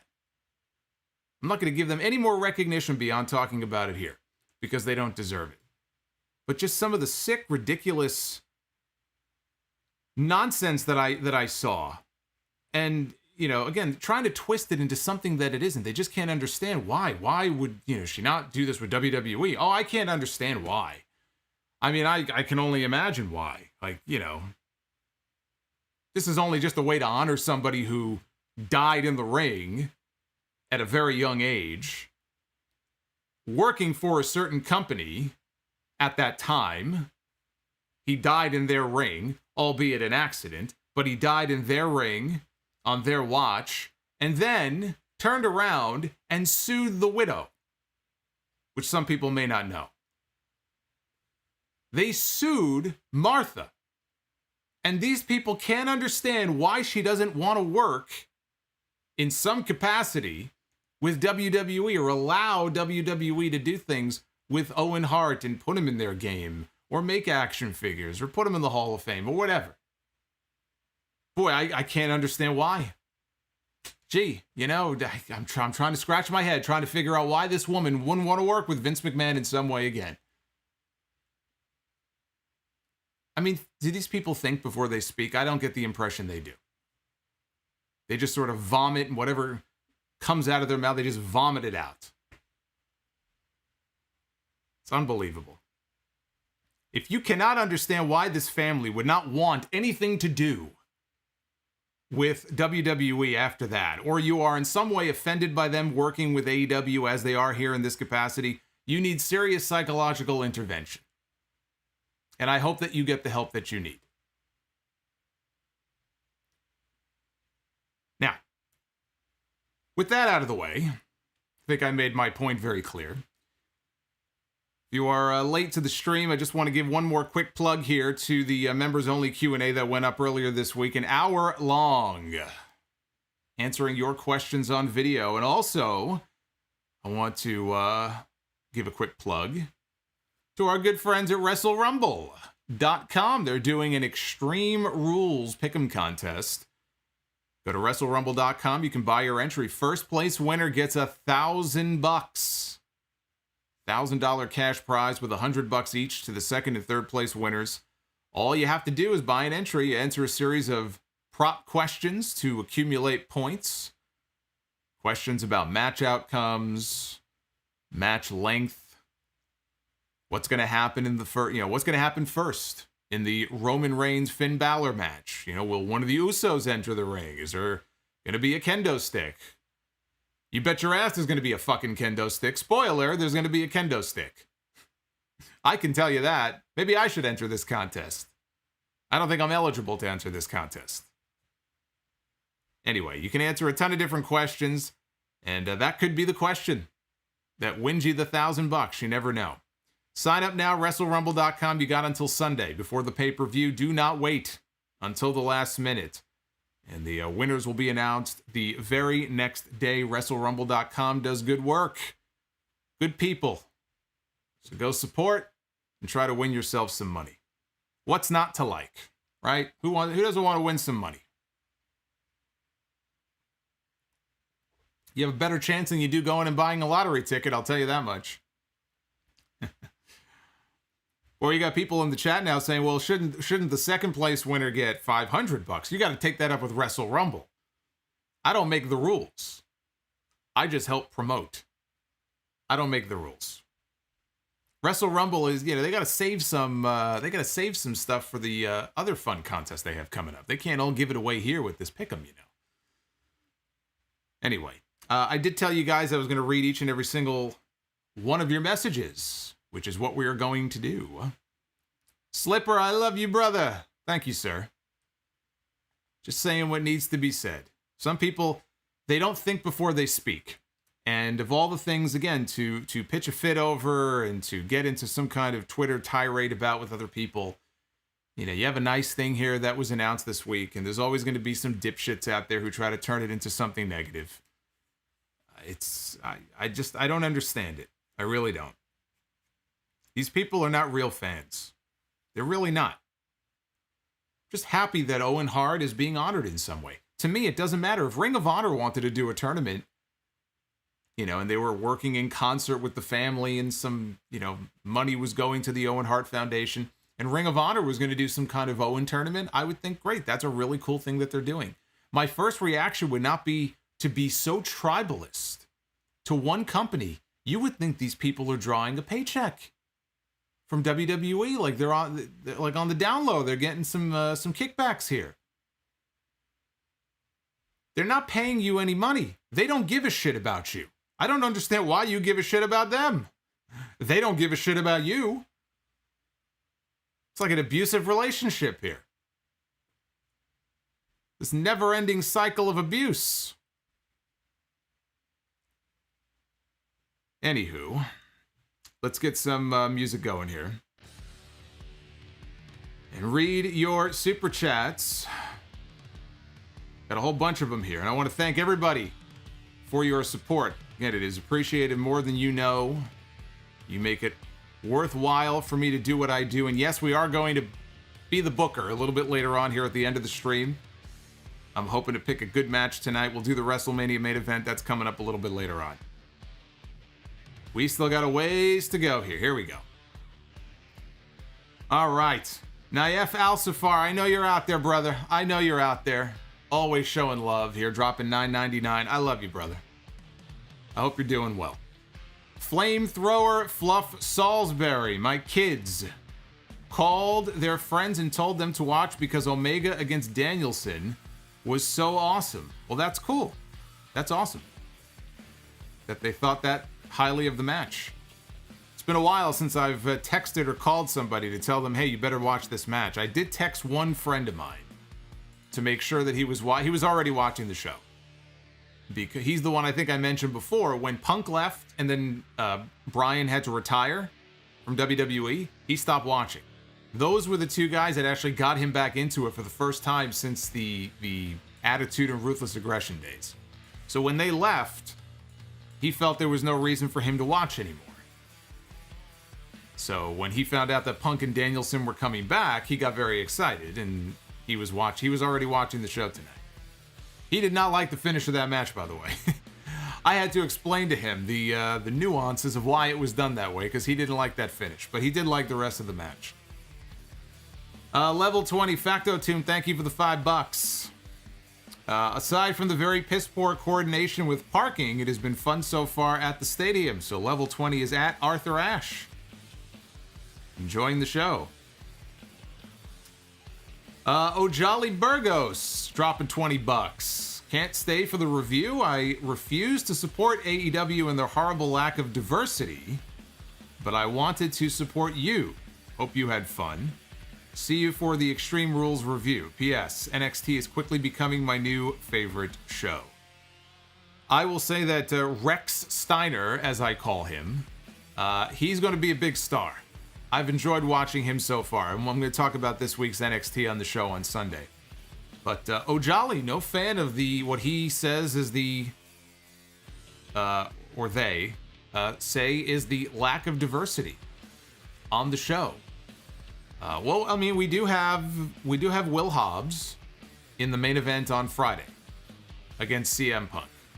But I can understand some people feeling that AEW is not doing the best job when it comes to that kind of stuff. But obviously, it does bother some people. Was that Steve or Steven who just dropped that one? It was Steven Chappa who just dropped a $100 bomb. A little something for the man. Thanks, Solomonster. Perfect background stream as I grade papers. Steven, thank you. Thank you for the Hundy bomb. I appreciate you. Dallas Caballero. Great show. When you have a G1 Climax caliber match to open the show with two all-time greats, you know that you are in for a treat. Two of the very best in the world at what they do. And I know there's some people who absolutely do not like Kenny Omega. I understand that. Hey, Drew Novak just became a Sound Off member. A Sound Off superstar. Welcome, Drew. I am still waiting for Omega to bust out one of those classic kind of New Japan type matches. I feel like we still haven't really seen him even at the top tier of what he is capable of doing. And I do wonder if part of that is just physically, if he's still nursing injuries. But he is obviously, very good at what he does. We know what Danielson can do. And to put those two in the ring together, they were not going to go out there and embarrass themselves tonight. They were not going to go out there and have a bad match and be tripping over themselves. So I think you kind of knew what to expect coming into tonight, and I thought they delivered. Brian Pissarra dropping $15. The opening match was the only great thing about Dynamite. Afterwards, it went downhill for me. Hopefully, Rampage on Friday will be better. French Fry Slut dropping $5. Between that 50-man greatest Royal Rumble in 2018 and tonight's match, Bryan should not have any feeling in his chest whatsoever. You know what? I completely forgot about that. He did take a lot of abuse in that greatest Royal Rumble. I think that was the one that Braun Strowman won. He won the green belt that we never saw again. Probably got it on his mantle next to a moose head or a deer head. Or cow's balls, or whatever it is that he puts up on his wall at home. Samoan Fan 101 dropping $7. I know it's a different show with a bigger roster, but I miss how Pentagon was booked as a badass on Lucha Underground. He felt more special there. He did. So now he's doing the tag team thing with Rey Fenix. They were kept apart in Lucha Underground. I don't even think they ever acknowledged that they were brothers. I don't think. Maybe they did. Maybe I'm just misremembering, but I do miss that Pentagon. Pentagon who would break everyone's arm. Then we had Pentagon Dark. Yeah, he was probably I would say probably my favorite character from that show. After Dario Cueto, it would have been Pentagon. And he says, Ika Minjiro from NXT. Sounds like... that's awful. I will not repeat that. Thank you, Samoan Fan. Powerful one. I think we're headed for a rematch at Full Gear for the championship where Omega retains, beats down on Bryan post-match, and then Hangman returns. So basically the finish that I had pitched for this show, it's very possible. They could do it at Full Gear. And then run the match between Hangman and Omega at Revolution in February of next year. Samoan Fan again. Remember that time when you said that Lio Rush should debut in WWE with Topanga as his manager? I bet he is wishing that is what happened. I would debut with Topanga if I had the power to book my own debut. I'd love to have her as my manager. She's a big wrestling fan. I used to have a big crush on Topanga back in the day. Tuxedo T Servo, Cody getting audibly booed. Was it just because it was Malakai, or is the heel turn finally near? I am not convinced the heel turn is finally near. I think it had more to do with it being Malakai than anything else. Samoan fan, Gordon Ramsay should be an authority figure on AEW. We don't need no authority figures on AEW. I've had my fill of authority figures for the next 10 years. I'm good on that. The Sheriff of Patties, dropping $4.99. Cody's hero entrance feels more forced than a pair of female hands around Ric Flair. Ooh. Truly corny stuff. Love the cheers for Malakai Black. That was a fun show. Thank you, Patty. The Sheriff of Patties has spoken. Epsilon Sama, amazing TV, best in years. Bryan versus Omega, he gives 5 stars. How about that? 5 stars. Chase Wood, dropping the $99.99 earlier. What a fantastic show. Hope you enjoyed as much as I did Solomonster. I did indeed, Chase. Chase just celebrated a birthday. So again, happy belated birthday to him. But Chase, thank you again for the support. I appreciate that. And you are the leader tonight. You dropped, actually, no, you and Steven. You and Steven now are tied. You got double $100 bombs here on the stream. I agree. Gordon Ramsay would cut some promos. He'd cut some great meat too for catering in the back. But I've just had my fill. William Regal is like the perfect authority figure. You know, he's not all over the show, but he's there when you need him. Like he plays his role. He fills his role perfectly. You start bringing in authority figures on the show, and they start running wild. It's too much. Jacob Donnelly with the $10 super chat, seriously debating whether or not Bryan against Omega was the best match Omega has had since the Okada series. If this wasn't, then the inevitable pay-per-view match certainly will be. Yeah, that's a good question. I mean, Omega's had some really good matches. Even the stuff with Christian I enjoyed, but it wasn't as good as this. This, you know what? This might have been the best, certainly AEW match he's had since coming over from New Japan. I think you might be right on that. Kyle Mayer, Cody's absence has greatly hurt him as a character. I agree. He was so loved, but in and out, just to do reality TV and a game show that no wrestling fans watch has crushed his good credit.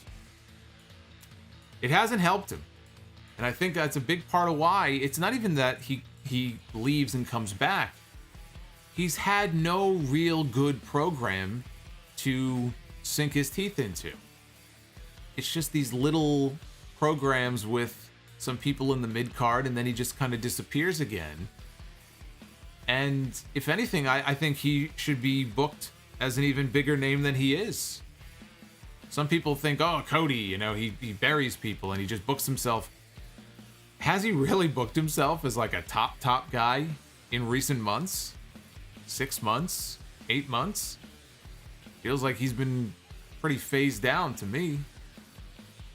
Certainly more so than Omega and the Bucks, the other VPs. Hugh Jazz. Do you think that Jeff Jarrett and Dixie look at AEW and they get jealous? I think that Bob Carter looks at AEW and says, what the fuck did I waste all of my money on? How come we couldn't do that? He's wondering, was it worth it to lose all the many millions of dollars that he and Panda Energy lost in all the years they were running TNA? Yeah, I think they probably have a little bit of maybe buyer's remorse with that. Chris Quillman. Is Sammy the guy to dethrone Miro, and is a heel turn for Cody on the horizon? It would be a good opportunity to reunite all of the Elite. Excellent show. I think we have enough Elite members. Now they have Adam Cole in the Elite. The Good Brothers aren't even on the roster technically. They're there every week. We don't need any more Elite members. The Elite has reached their peak for the time being as far as members go, I think. And yeah, I think Sammy, I was thinking Jungle Boy like a lot of people were, but I think Sammy needs something to do. Sammy could be one of biggest baby faces in the company. But you gotta give him something to do. And I think winning the TNT Championship would be a good idea. I just wouldn't do it on TV next week. I think that's too soon. Donnie Yasu with the $10. I stopped watching wrestling 4 years ago after being a fan since '94. I have always been a WWE or WWF guy as well. I have been getting into AEW over the past month, and it just feels good to enjoy wrestling again. Can't tell you how many people I've heard that from.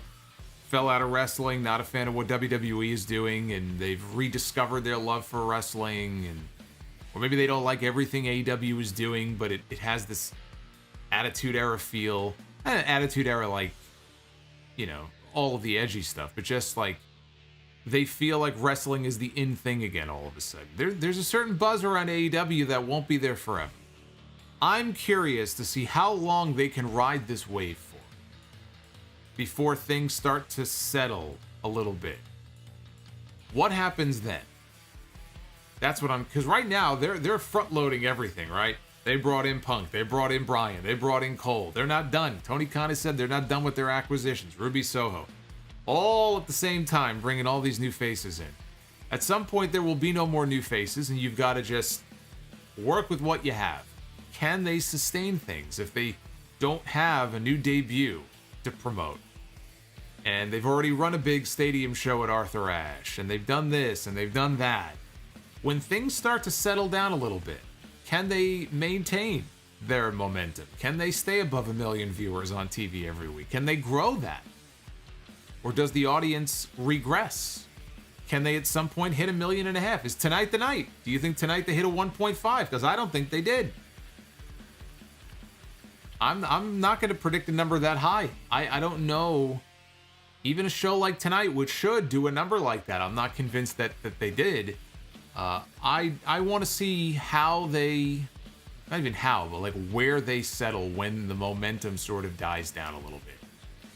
Is AEW the cool thing anymore? Do people start tuning out? Do they get bored of it? Do they move to something else? Do they just stop watching wrestling? Do they go back to watching Raw? Well, I wouldn't put that on people.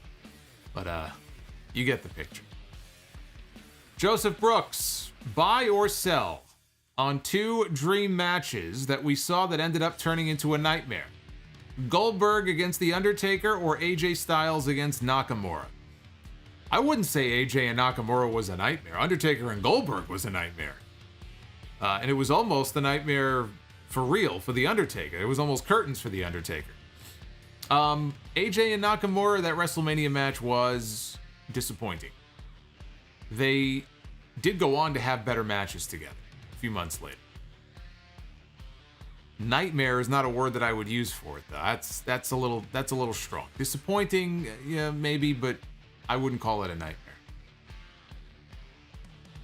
Buy or sell on who is better, Scorpion or Sub-Zero. I was always a Sub-Zero guy. Blue is my favorite color, so I gotta be a Sub-Zero guy. You know, you put the little puddle on the floor and the guy goes slipping and sliding. That was me. I would always just spam the I would spam freeze people. It would annoy my friends. They wouldn't want to play with me. They go, why? That's all you ever do is you throw the ice. I go, yeah, well, you're Scorpion. All you ever do is throw the fucking spear. You drop the spear, I'll drop the ice. Then we'd get pissed and we would stop playing. And those were fun days playing Mortal Kombat 2. Great game.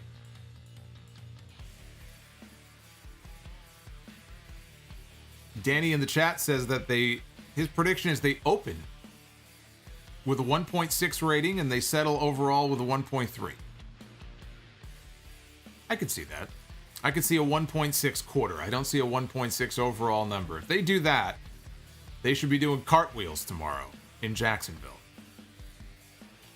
And Joseph, again, buy or sell on who's better. Oh, I just did that one. All right. I already answered that one. Anti-M Bishop. One thing that crossed my mind was I wish Brody was alive to see it, among others. Was a stellar production, as David Lee Roth would say. As Big E said the other day, he was on the bump. You know, he got very emotional talking about Brody Lee. And he would have That would have been a fun thing for Brody to have seen him win, because I didn't realize until, you know, when the news broke that Brody had passed away, and his wife Amanda invited just a very small handful of people to come see him in the hospital before the end. And Big E was one of those people who went to go see him when he was, I guess, in the machine, you know, hooked up to all those machines in the hospital and everything, because the two of them were really, really close. And I didn't realize how good friends they were. So, you know, him winning the WWE Championship, that would have been nice for Brody to have seen him, you know, be able to do that. Di Lorenzo, buy or sell on Britt Baker's bloody smile in the Lights Out match or Becky's broken face at the end of Raw? Oh, we gotta go with Becky's broken face. I mean, that put her on a trajectory as one of the biggest stars in the entire business for a while. I mean, Britt Baker's a big star in AEW, but she's not a star on the level of what Becky was during that first run. The broken face just added to it. I gotta buy on that. King Bling. Superdome, a pressure washer being used to clean the roof caught fire. I never heard Roberts do time updates during the opener. I think he should have. You know what? I actually kind of wish he never did, to be honest with you. I wish he never did any of them. But the only one that I heard was the last one about a minute in. Or with a minute left. I don't think he did any of the other ones that normally you would hear like 5 minutes, 10 minutes. I don't think he did any, unless I just didn't hear them because the crowd was so loud. JN Sermon says CM Punk's trunks are back. Thank you for that update. Jason Case. Jace in Case. Dropping $5. Seeing Danielson use cattle mutilation gave me flashbacks of him against Marufuji. I don't know about you, but I'd love to see them fight one more time. West Coast James, I do believe that is James Herrera, is that not? Dropping $20 a year ago. I nearly stopped watching wrestling. This past month, AEW has truly made me love pro wrestling again. I hope all is well with you. And I hope all is well with you as well, James.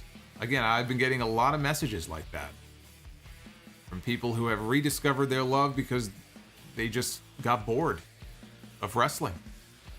They would only listen to the podcast, and you know, they weren't really tuning in and watching, and it's like now they're kind of poking their head up above ground. Is it safe? Is it safe to watch? Is it safe to come back? It's safe. You can come back. Kiara Santiago, might have to save this for Sounds Off episodes on its own, but how would you book AEW's women's division? That's a loaded question. Yeah, we might have to save that for a different show. But I'll say this. Britt Baker should not be losing that championship until she gets back in the ring with Thunder Rosa. And I think that probably is the match to do at Revolution. So the first pay-per-view of next year, I think you do Britt and you do Thunder. I don't even know if you have to do a title change there. I think you do maybe the first match there. You could always bring it back and change the title in Vegas at Double or Nothing, assuming they go back to Vegas. But I think those two have to be linked back up together in the early part of next year. You have to. She should not lose the championship until she gets back in the ring with Thunder Rosa. So that I can tell you. And Jade Cargill, I would just keep slowly building her up because the woman is going to be a star one day. And they're taking their time with her, as they should, because she's still very inexperienced. But I think she could be someone in a few years who, when you look at the division, who are the top 3 or 4 names, she's one of them. But she's not ready for that yet. Domination Warrior, if you were to make your own wrestling event, where would it be? Madison Square Garden, Tokyo Dome, Superdome, Wembley, etc. Also, who has the best pyro in wrestling? Well, Gilbert still has the best pyro in wrestling. Where would I have my own event if I could choose where to have an event? I would like to think I could choose a venue that's a little more exotic than that. Maybe someplace outdoors, I always enjoyed those spring break shows that WCW did. I would picture some kind of summer island destination or something. Yeah. I would want to go with some kind of exotic place in like a warm climate where people are just kind of hanging out. There's like a pool, there's like a body of water. Somebody inevitably gets thrown into. Actually, when they had the AEW matches on the Jericho Cruise, they had all the matches were on the top deck and there were pools. And I think MJF actually got thrown into one of the pools. I kind of dig that kind of stuff. So it probably would be someplace like that. Where that would be, I don't know. I don't even know if it would be in this country. It could be on some Caribbean island somewhere. Groovy Goop, but then again, the gate wouldn't be that hard. This is why I wouldn't last long as a promoter, because the gate would be virtually non-existent. It's like when Eric Bischoff would run all those shows at Sturgis, and everybody would ride their motorcycles to the event. The gate was $0.00. Probably not the wisest move to be doing. Yeah, Lakers Pats in the chat says UFC Fight Island. Rob says Solomonster trying to put on the wrestling version of Firefest. Yeah, maybe I am. Although I wouldn't do what that guy was willing to do in the documentary. I could promise you that. Groovy Goose, Arn Anderson, trending on Twitter for his fall. Ah, poor bastard. I knew as soon as he fell that it would become a meme and it was going to just become, you know, a botchamania moment. So the best thing you could do is just suck it up and take it. Right? Because what the hell else are you going to do? Dry chicken without flavor. That was a great way to start Grand Slam with Omega against Danielson. I am ready to reveal my G1 Climax 31 prediction tonight. Is it that time of year where you reveal your prediction to all of us? I remember in the past he would reveal his prediction. He would rattle off like 8 names. Like that. You can't do that. That's not fair. You have to narrow it down. One pick and maybe a dark horse. I can name everybody on the roster too. Anybody can do that. So I hope you've narrowed it down this year. Bred Hart. Where is Thunder Rosa? She hasn't been on the Spanish announce team since the show after All Out. Hit that like button. She wrestled a dark match, I believe. Literally. I think it was an AEW dark match tonight. Samoan fan. Brandy Rhodes' version of an octopus is... Yes, I know. I know that joke. Actually, that's one of my favorite James Bond movies as well.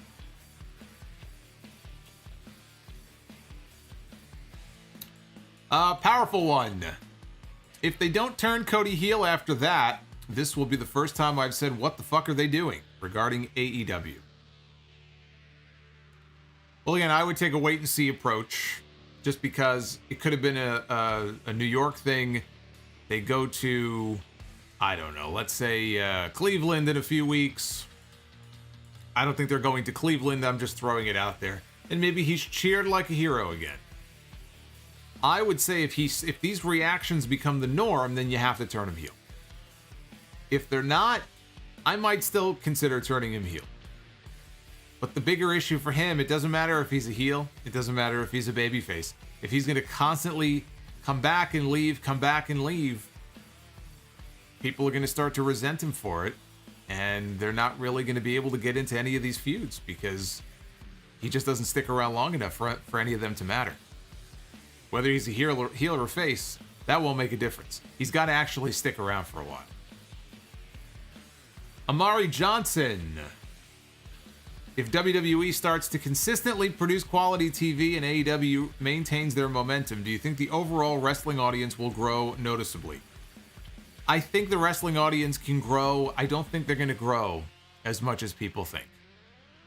I just don't think there are that many wrestling fans. You're thinking of probably days gone by where you had literally 10 million people watching wrestling on a Monday night. Those days are dead. They're never coming back. You're never, ever, ever again going to have numbers like that. Could the audience get to a point where 3 million people are watching WWE and 2 million people are watching AEW each week? I think it's possible. But you're never going to see numbers the way that you saw years ago. The world is different. The viewing world is different. It's just... wrestling is different. You brought out a lot of really casual fans back then, doing a lot of shit that you just would not be able to get away with doing today. The world is a very different place now. As Ric Flair and Tommy Dreamer and a lot of people found out coming out of that Dark Side of the Ring episode. Very different. Food Hive. I love this company. I love the chat. Well, there you go. Food Hive has spoken. Jared M. dropping $35 on the stream. Jared, I hope you're having a great night. 100% delivered tonight is what Jared says. That is a happy camper right there. Jared seems to be very happy with night one of the Grand Slam. Original Project, thank you again for your $50 super chat drop. And I saw that he became a channel member as well. He says, love the show tonight. Legendary opener. Definitely one of the best opening matches that I've ever seen on a wrestling show. It was Kenny Omega against Bryan Danielson. EJ Slemp, only one complaint about tonight's show. Jim Ross got his Harbaughs confused. He said Jim was Pillman's roommate when it was John. He needs to be taken off. For that, he needs to be taken off? All right, I think that's a little much. Of all the things to want to kick Jim Ross off commentary for, he got his Harbaughs mixed up. I would have gotten them mixed up too. Does that mean I should be kicked off my stream? Who would take over for me on the stream here? Maybe Food Hive. Maybe Food Hive wants to take my spot. He can talk about wrestling while he cooks a meal. You like those old dinner and a movie shows that TBS used to do? Dried chicken, speaking of food, dried chicken without flavor. Malakai Black should challenge Cody to another match, but the winner gets custody of Cody's newborn child. AEW's way to get Malakai Black booed. So your idea is for Malakai to challenge Cody to a match with the winner getting Liberty Rhodes. Why would Malakai challenge Cody to a match when he's already beaten him twice? You like how I ignored your stipulation? I went to the logic of what you just said.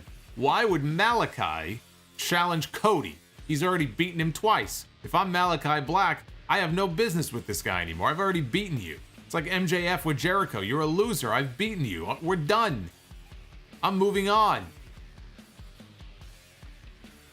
EJ, one of my best friends and her 5-year-old daughter are both struggling right now, so I am buying her Your Mom's book to cheer her up. She is so excited. Well, that's very kind of you. That is very nice. I hope she enjoys it. Hope she enjoys the illustrations from the very talented Mark Holton. We worked very hard together and collaborated on that, and I love the way it turned out. And I think she will too. Rico the Official, do you think it's not smart for AEW giving away free pay-per-view style matches on free TV like they did with Danielson and Omega? Seems like 1998 WCW booking.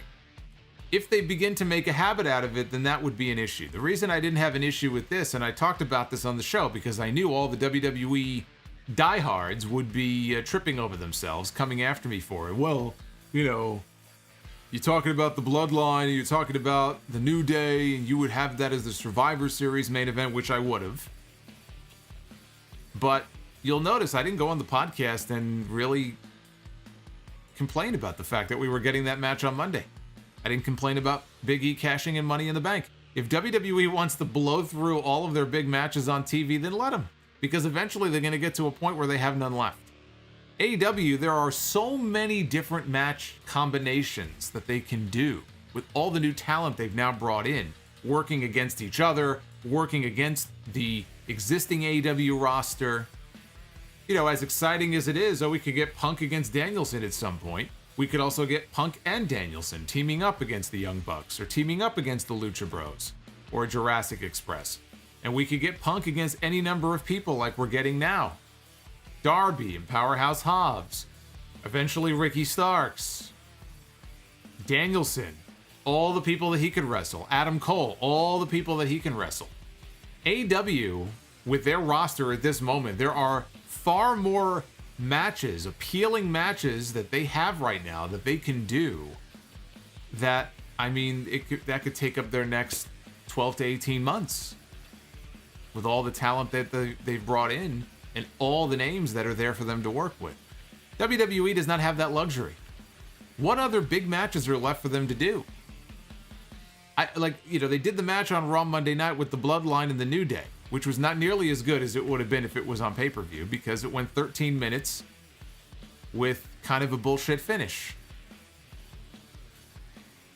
Had they played their cards right and they did it at Survivor Series, maybe as an elimination match, I think it could have been on the level of a Shield and a Wyatt family if it had been built up that way, but they didn't build it up. So they had a match. It wasn't as good as it could have been. I thought the main event on Monday night was outstanding. I thought the triple threat on Monday night with Roman Reigns, Bobby Lashley, and Big E was an excellent main event. I enjoyed the hell out of it. I also think it was very stupid for them to do it, because they didn't even promote it in advance.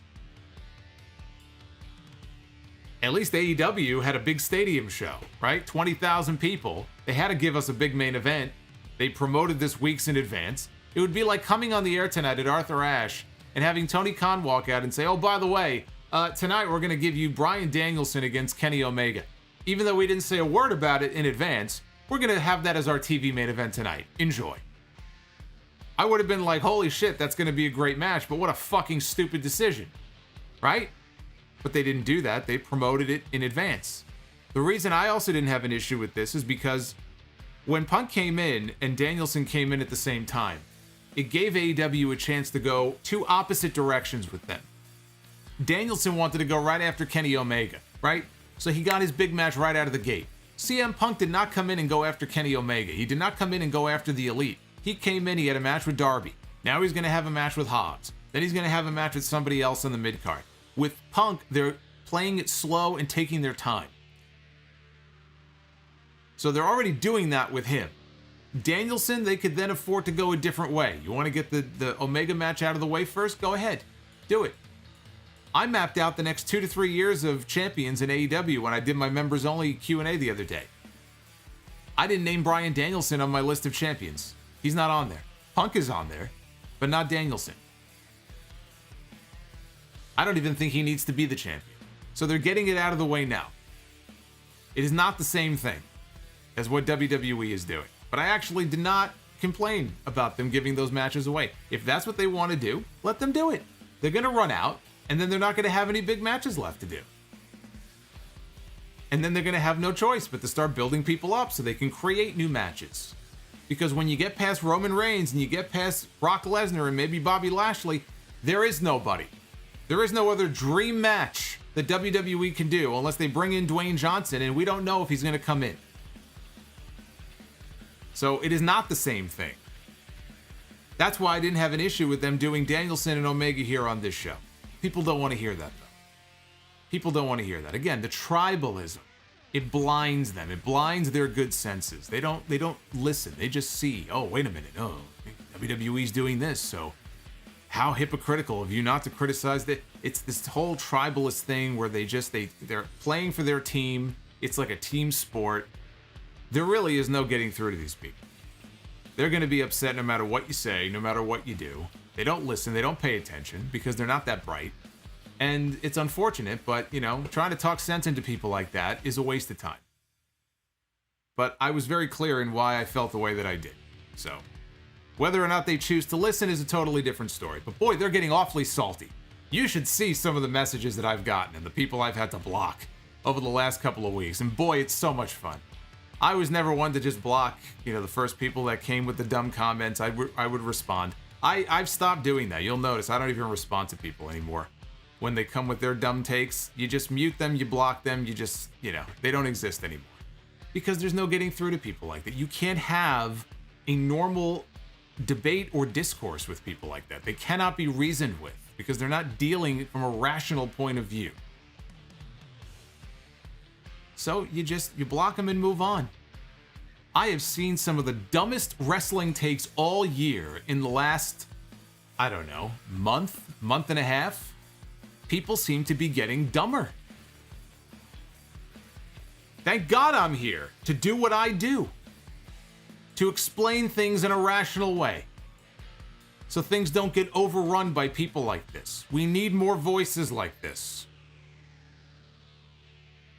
That's why I'm here to set people straight on this stuff, man. because I have to put them in their place and explain things the way they really are. Steven Chappa, thank you again for the $100 bomb, man. That is very, very kind of you. A little something for the man, he says. Thanks, Solomonster. Perfect background stream as I grade papers. Boots, sorry I'm late. I just finished watching Dynamite. What did I miss? I didn't miss much. Just a regular old episode of Dynamite tonight. Dead crowd, half-empty house, boring opener. You didn't miss much.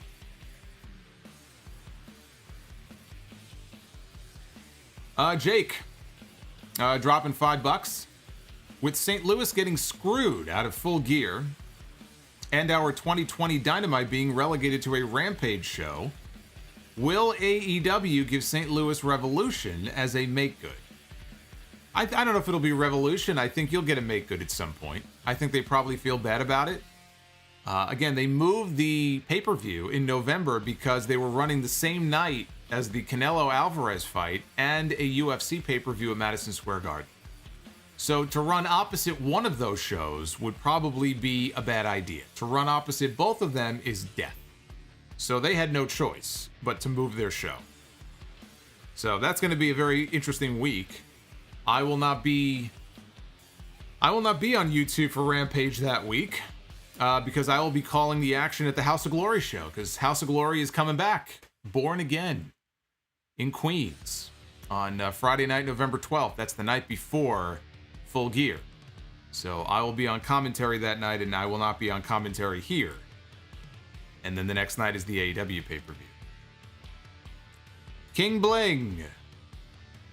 Will we ever see a New Japan against AEW event, perhaps in 2022 or 2023? I got a question like that from someone recently. You never say never. I mean, it's certainly not happening next year. Next year, no, I don't see that happening. But to do a whole event built around those matches is just something I don't see. I just don't know how that would even work. Where would the event be held? Would it be in the States? Would it be in Japan? It becomes very difficult if you want to have a whole bunch of people traveling over to Japan. You know, you have TV shows that have to be taped or air live here in this country. Logistically, I think that would be a nightmare. So I don't know that 2022 is out of the question. I'm not sure 2023 or 2024. I think you'll see a talent exchange continue, but as far as a single event, like a big super card, I don't see that happening. Dried Chicken. G1 Climax 31 prediction is Okada, Zack Sabre, Evil, Shingo. You will find out on Friday. Oh, you're teasing this out. Now he's saying we're going to find out on Friday. I see. Well, I already said Okada is my pick. See? I get right to the point. I've given my pick. You got to wait for his. Powerful One, thank you for the $20 super chat drop. I would save Hangman Omega for Double or Nothing. Have him work his way back up, feud with the Elite, and work with Cole and Bryan to further legitimize him. Meanwhile, Omega's opponent for Revolution, cue the Cult of Personality. You could certainly do that, but again, I think that the person who ultimately takes the championship from Omega should be Hangman. Double or Nothing feels a little too far away for my taste, but because of all these new talents they've brought in, the idea that Hangman works with them, beats them, and it legitimizes him that much more. It's almost like he beats, let's say, Danielson, and then Danielson shakes his hand and kind of endorses him at the end of their match. I could see that. I could see a double main event at Revolution of Omega defending against Punk and doing Danielson against Hangman. What do you think about that? Hangman gets the win, Omega keeps his title, and then you do the match at Double or Nothing. I wasn't really hot on that idea, but you could do that. A lot of it just depends on when Hangman is going to come back. I can't imagine he's going to be gone longer than, beyond November. If it's not an injury, I can't imagine that. Unless he had octuplets or something. which is very possible. There are people, I have a friend actually who didn't know that he was having twins, and that came as a big surprise when he found out that he was having 2 babies instead of 1. I can't imagine if you're a parent and you think you're having a kid and then the doctor's like, well, you're having more than 1. They're like, oh, we're having twins? Like, well, not exactly. You're having 2 sets of twins, or you're having 3 sets of twins. I think I would pass out on the spot is what I would do.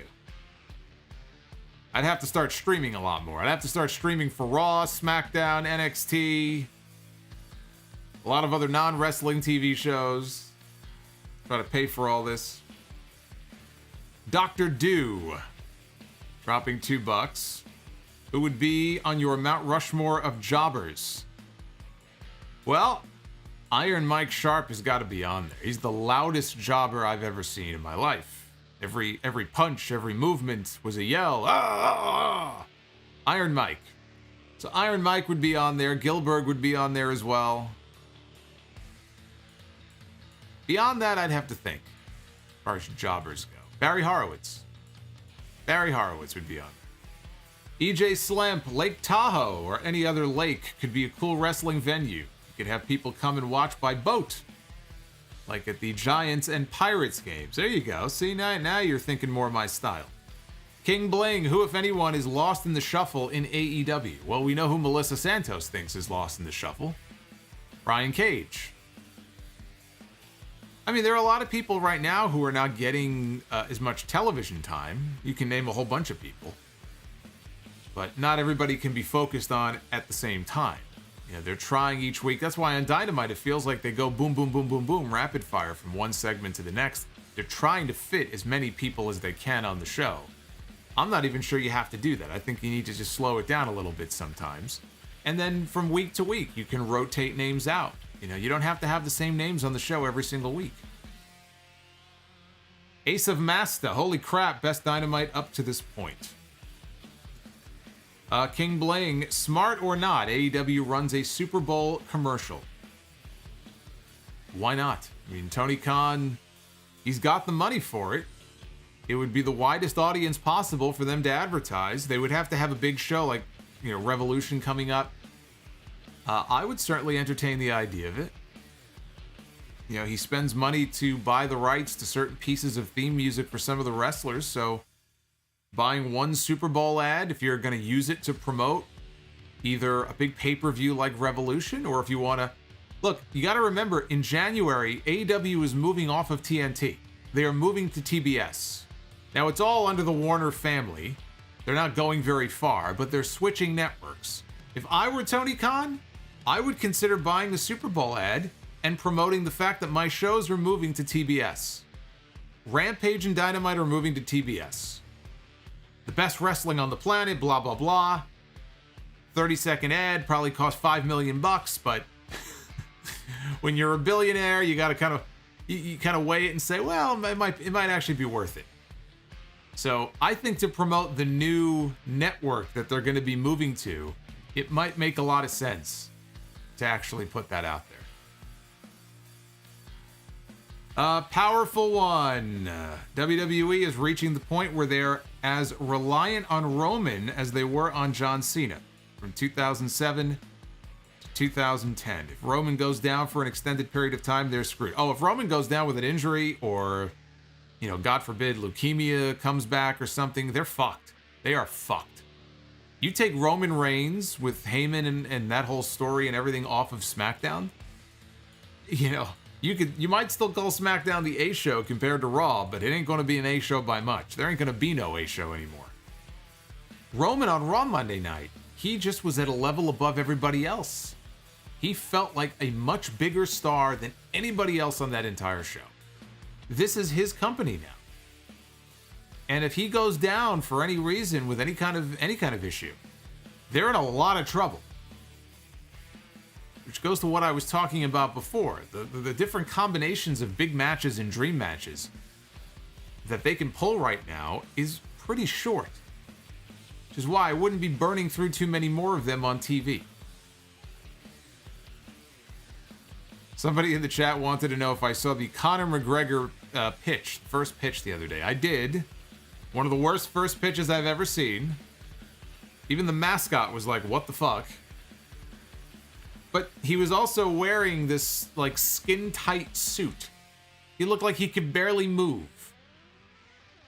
It's not ideal to be wearing something like that when you're trying to throw a baseball. So it's no wonder he threw a lemon. Dried chicken without flavor. Wrestling Inc. reported that 1,500 fans left during the Alexa Bliss Charlotte Flair segment. I thought Mick Foley's video about the current state of WWE. I believe that's been debunked. I don't know that I trust that now. I mean, maybe there were a few people who walked out, but this idea that there was some mass exodus in the building, I know the lights were dimmed, so you couldn't really tell. I don't know that there were 1,500 people who suddenly headed for the exits. I don't know that I buy that report. Off leather wings. Will wrestling ever go back to at least Ruthless Aggression era level popularity again? Obviously will not be Attitude era levels. Stay safe, Solomonster. I mean, you know, Ruthless Aggression era, the numbers weren't even that great then, to be honest with you. Could they get back to that point? They could. They could. But the way that they do television now and the way that they create new stars, you need a really big name. Aside from Roman, even bigger than Roman. Who would that be? Under the current regime, who is going to be pushed at that level? You're not going to have anybody like that ever again. Like an Austin or a Rock, even a Cena. Cena might be the last of those types of big names that almost were like bigger than the company, because now it's all about the company, right? They don't want anybody to get it. They don't want to let anybody get too big for their britches. So I don't know that we're ever going to see that again necessarily. But could wrestling get back to 3 million viewers a week? You know, they're not that far off from it now. I don't see it happening anytime soon, but I won't sit here and tell you that it's impossible. Juan Bermudez. I might not be an Omega fan, but I can objectively say he is great in the ring. I love to see Bryan in AEW, and I really liked FTR against Sting and Darby. Yeah, that felt to me like it was, you know, outside of the opener, that was sort of the crowd-pleasing match of the night. People got to see Sting. They had a nice little match. Darby's popular as well. And the babyfaces went over, so they got what they wanted. They didn't get what they wanted for the outcome in the opener, but they got what they wanted in the Sting match. Sometimes you just got to give the people what they want. It's not that hard. Samoan fan, that guy who complained about diversity in AEW is an idiot. You hire who is the most qualified for the job, not what they look like. That is from Samoan fan. Drew Johnson, Solomonster, you're the man. I want Sammy to get the title. Spanish God. He will. He will. And Juan Bermudez dropping $3. You get the last word. The final super chat here. Fixing my early mistake. Love seeing Bryan in AEW. I figured that's what you had meant. Thank you, Juan, for the $3. Appreciate that. Let's take another gander here at the Twitter poll. We now have over 2,100 votes in, higher than usual, which might bode well for the TV ratings. 93% thumbs up, about 7% thumbs down, and here in the live chat, 95 up, 5% down. My handle on Twitter is right there if you want to go vote at Solomonster. I encourage you all to go follow me there. So if I ever make any kind of important announcements about the channel content or anything like that, that would be the first place I would post it. So that's just a good place to go to for any kind of news on the Sound Off or the channel. We got another super chat here from King of Doug Style. He wanted to have the last word. Dropping $5. We always talk about who from WWE benefits from going to AEW. Is there anyone in AEW that could benefit from going to WWE? Or is WWE too messed up at the moment? I will make a prediction now, and I've said this before. There will come a point in the not too distant future where the tide will turn and you will start to see people leaving AEW and going to WWE. And I could see somebody like a Brian Cage who is unhappy with his spot, leaving and potentially going to try his hand again, because he was once upon a time in developmental for them, going to WWE. I do believe that there will come a point where there's so many people on the AEW roster, and then you get people who are disappointed in their role on the show, that they decide, even if they don't hate AEW, they just feel like, okay, well, maybe if I jump to WWE, because everybody's been going here, so if I'm the first one to go over here, maybe I'll get a good push. You know, maybe I'll get more TV time. It's inevitable. There will be talent that end up jumping back and forth. It's very one-sided right now. It will not always be this way. There will be AEW talents who go to WWE. I can't tell you who they all are going to be. Brian Cage seems like someone who's not entirely happy with his spot in the company, if his wife is to be believed. But it is inevitable that at some point there will be more talent that are going to the other side as well. And as far as, you know, would they benefit? Boy, is that a loaded question. That is a loaded question. I suppose it depends on how big they are and what they look like. Luis Belmont Show. Luis is joining us tonight. Bryan Danielson is gold. He may be gold, but I predict he won't be holding gold. Dr. NXT Scorpio. Professional wrestling is all elite. Love to see it. Also favorite Owen Hart memory or moment. Great review and good night, everyone. Favorite Owen Hart memory or moment? Well, I mean, obviously him stealing the Slammy. That's a classic Owen Hart moment. I could give you a bunch of Owen Hart matches. I mean, both matches with Britt in '94, but the cage match is my all-time favorite at SummerSlam that year. You know, even him duping his parents at Survivor Series. And having his mom throw in the towel when Brett lost the belt to Bob Backlund, and then he grabs the towel and he flees to the back. You know, there's a lot of classic Owen Hart moments. The time he came out on Raw, and I was at that Raw show in New Jersey, when he came to the ring when he was part of the Nation, and he beat the fucking crap out of Jason Sensation, who was on commentary. He wouldn't stop mocking him. He called him an aardvark. And Owen just had enough. He was in the back doing a promo with the Nation, and he left. And down to the ring he came, and he beat the hell out of this kid. Level 20, Factotum. Escaped Arthur Ashe. Rampage was fun. Not going to spoil it. Whoever is holding a concert at the Citi Field parking lot is the Dumps. The Dumps. That's right, home of the New York Mets, right in the background there by Arthur Ashe Stadium. Based Salvi, just leaving Arthur Ashe Stadium. What an amazing night for pro wrestling. We'll restart the stream to listen tomorrow. Well, I got you covered, Salvi. You got a lot to go back and listen to. Sounds like everybody had fun. Of course, how could I forget the cheeseburger in the chat says, I kicked your leg out of your leg. You know, one of the more unfortunate Owen moments was at WrestleMania when he beat Britt, right? His big moment. The biggest win of his entire career. He beats his brother in the opening match of WrestleMania, and he has that shit on the side of his mouth. It was like mucus. Spit or mucus or whatever it was. And not only was it on his side of his mouth when they zoomed in on his face, but when he went backstage and he did an interview in the hallway with Todd Pettengill, and they were right up in his face, and it was still there. It's like nobody told him about it. Either that or Owen was known to be a ribber. Maybe he left it there on purpose because he knew it would fucking freak people out. But I'm guessing he didn't know it was there, and it's like, come on, dude. This is your big moment, and you've got a fucking gob of mucus right there on the side of his mouth. That was very unfortunate.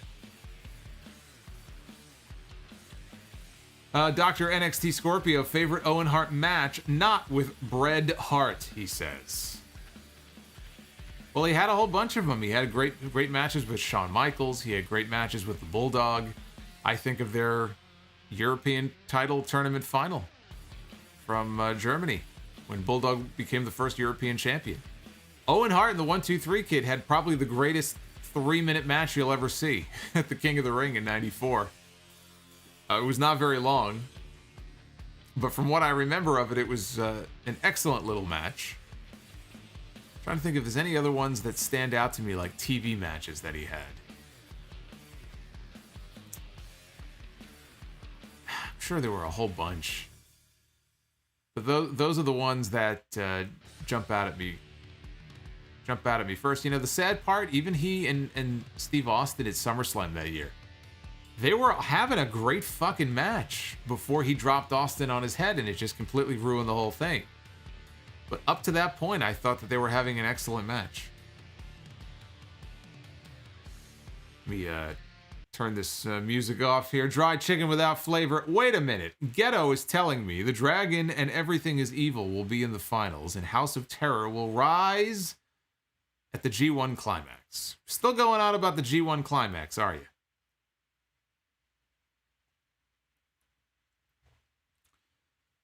Yep, Davey Boy in the chat says the Lions Den match with Ken Shamrock. That's right. That was another great one.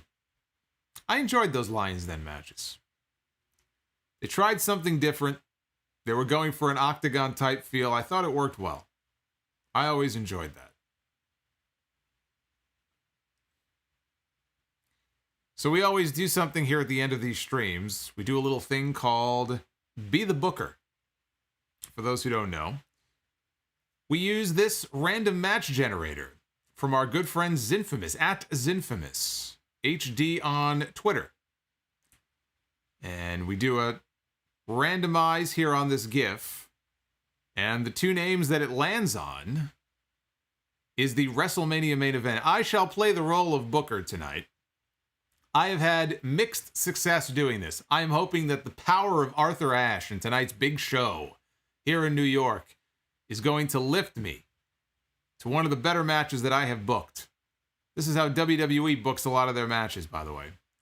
So let's see who is one half of the WrestleMania main event. We have Big Sexy Kevin Nash, who had a WrestleMania main event once, although I guess it wasn't technically the main event. But he did defend his championship in 95, right, against Shawn Michaels. All right, let's see who Kevin Nash is going to be in the ring with here at WrestleMania. Kevin Nash going one-on-one with Shinsuke Nakamura. That is an interesting match, I have to say. I was not expecting that. Diesel and Shinsuke Nakamura, let's say in their prime, at WrestleMania. What do you think about that? See, I find that to be very intriguing. I find that to be a very intriguing match. I'm going to call that a win. Because it's a match I never would have imagined would ever be booked.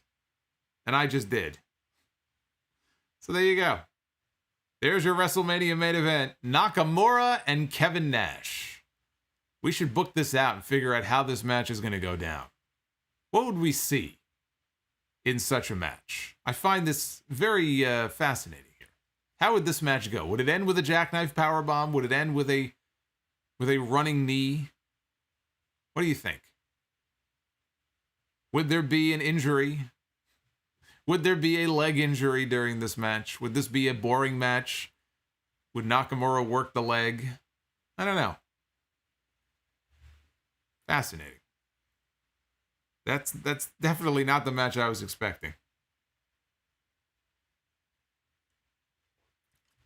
But Diesel in 95, when he was having the best matches of his life, really, in 95 and 96, against Brett and Shawn, in there with like Nakamura in his New Japan prime, I think they could pull off a good match. I do. I think they could pull off a good match. Kinshasa to the quad.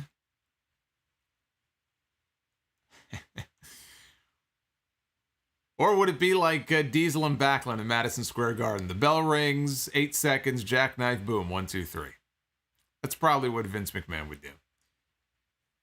Dr. NXT Scorpio. 2-star classic at best. Well, Yukio rules.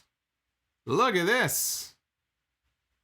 Yukio is dropping the $25 super chat here. Love the podcast and the streams you do. Keep up the great work. AEW, please come to the West Coast.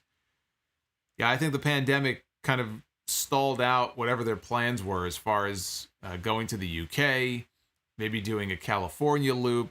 They've been as far west as Vegas for the first Double or Nothing, and that's about as far west as they've gotten. So I think now that they're finally, touring again, I think it's inevitable. Next year, they'll probably have a series of events on the West Coast. Just got to be patient.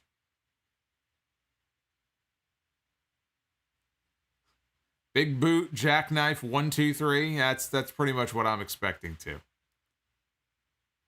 You should book a whole WrestleMania card. Maybe 10 matches on a show. Maybe we will. Maybe one week we'll book a whole card instead of just doing the main event.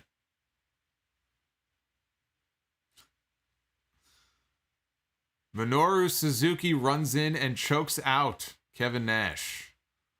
Interesting. How about Nash against Suzuki?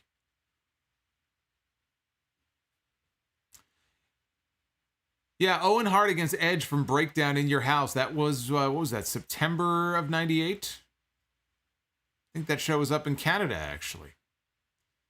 Yeah, I forgot about that. That's one of those matches I forget about sometimes. Yeah.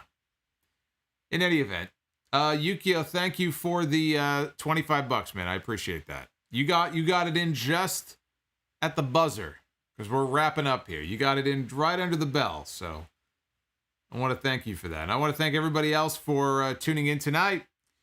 We had some good numbers here, some good company here with me live on YouTube for what I thought overall was a very fun show. And if you did not see the show, if you are tuning in and you did not see any of Grand Slam, make sure you watch that opening match between Omega and Danielson. It will be on the list of potential Match of the Year candidates this year. And we have more to come. On Friday, CM Punk is going to get in the ring with Powerhouse Hobbs, and we're going to see Suzuki is back against Moxley and Archer. Moxley and Kingston against Archer and Suzuki. And the Elite against Jungle Boy, Luchasaurus, and Christian. Some more good stuff coming up on Friday. I will be with you live at midnight. Remember, 2-hour Rampage. I will not be on at 11 like I usually am. We'll go live at midnight, and we'll have a full Rampage review then for the final Grand Slam show. And then tune in this Sunday for episode 723. I am going to be live on YouTube on Sunday night. Extreme Rules. There's a WWE pay-per-view on Sunday.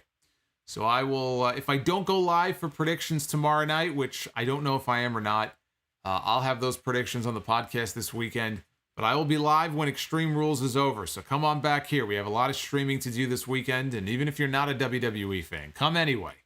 Come hang out on YouTube, and we'll talk about the good, the bad, and the ugly, and all that stuff. So until then, be well, stay safe, have yourselves a fantastic night. Grand Slam was a Grand Slam. I think we can all agree. I had a lot of fun watching that show tonight. And until next time, I'll see you Friday night for Rampage.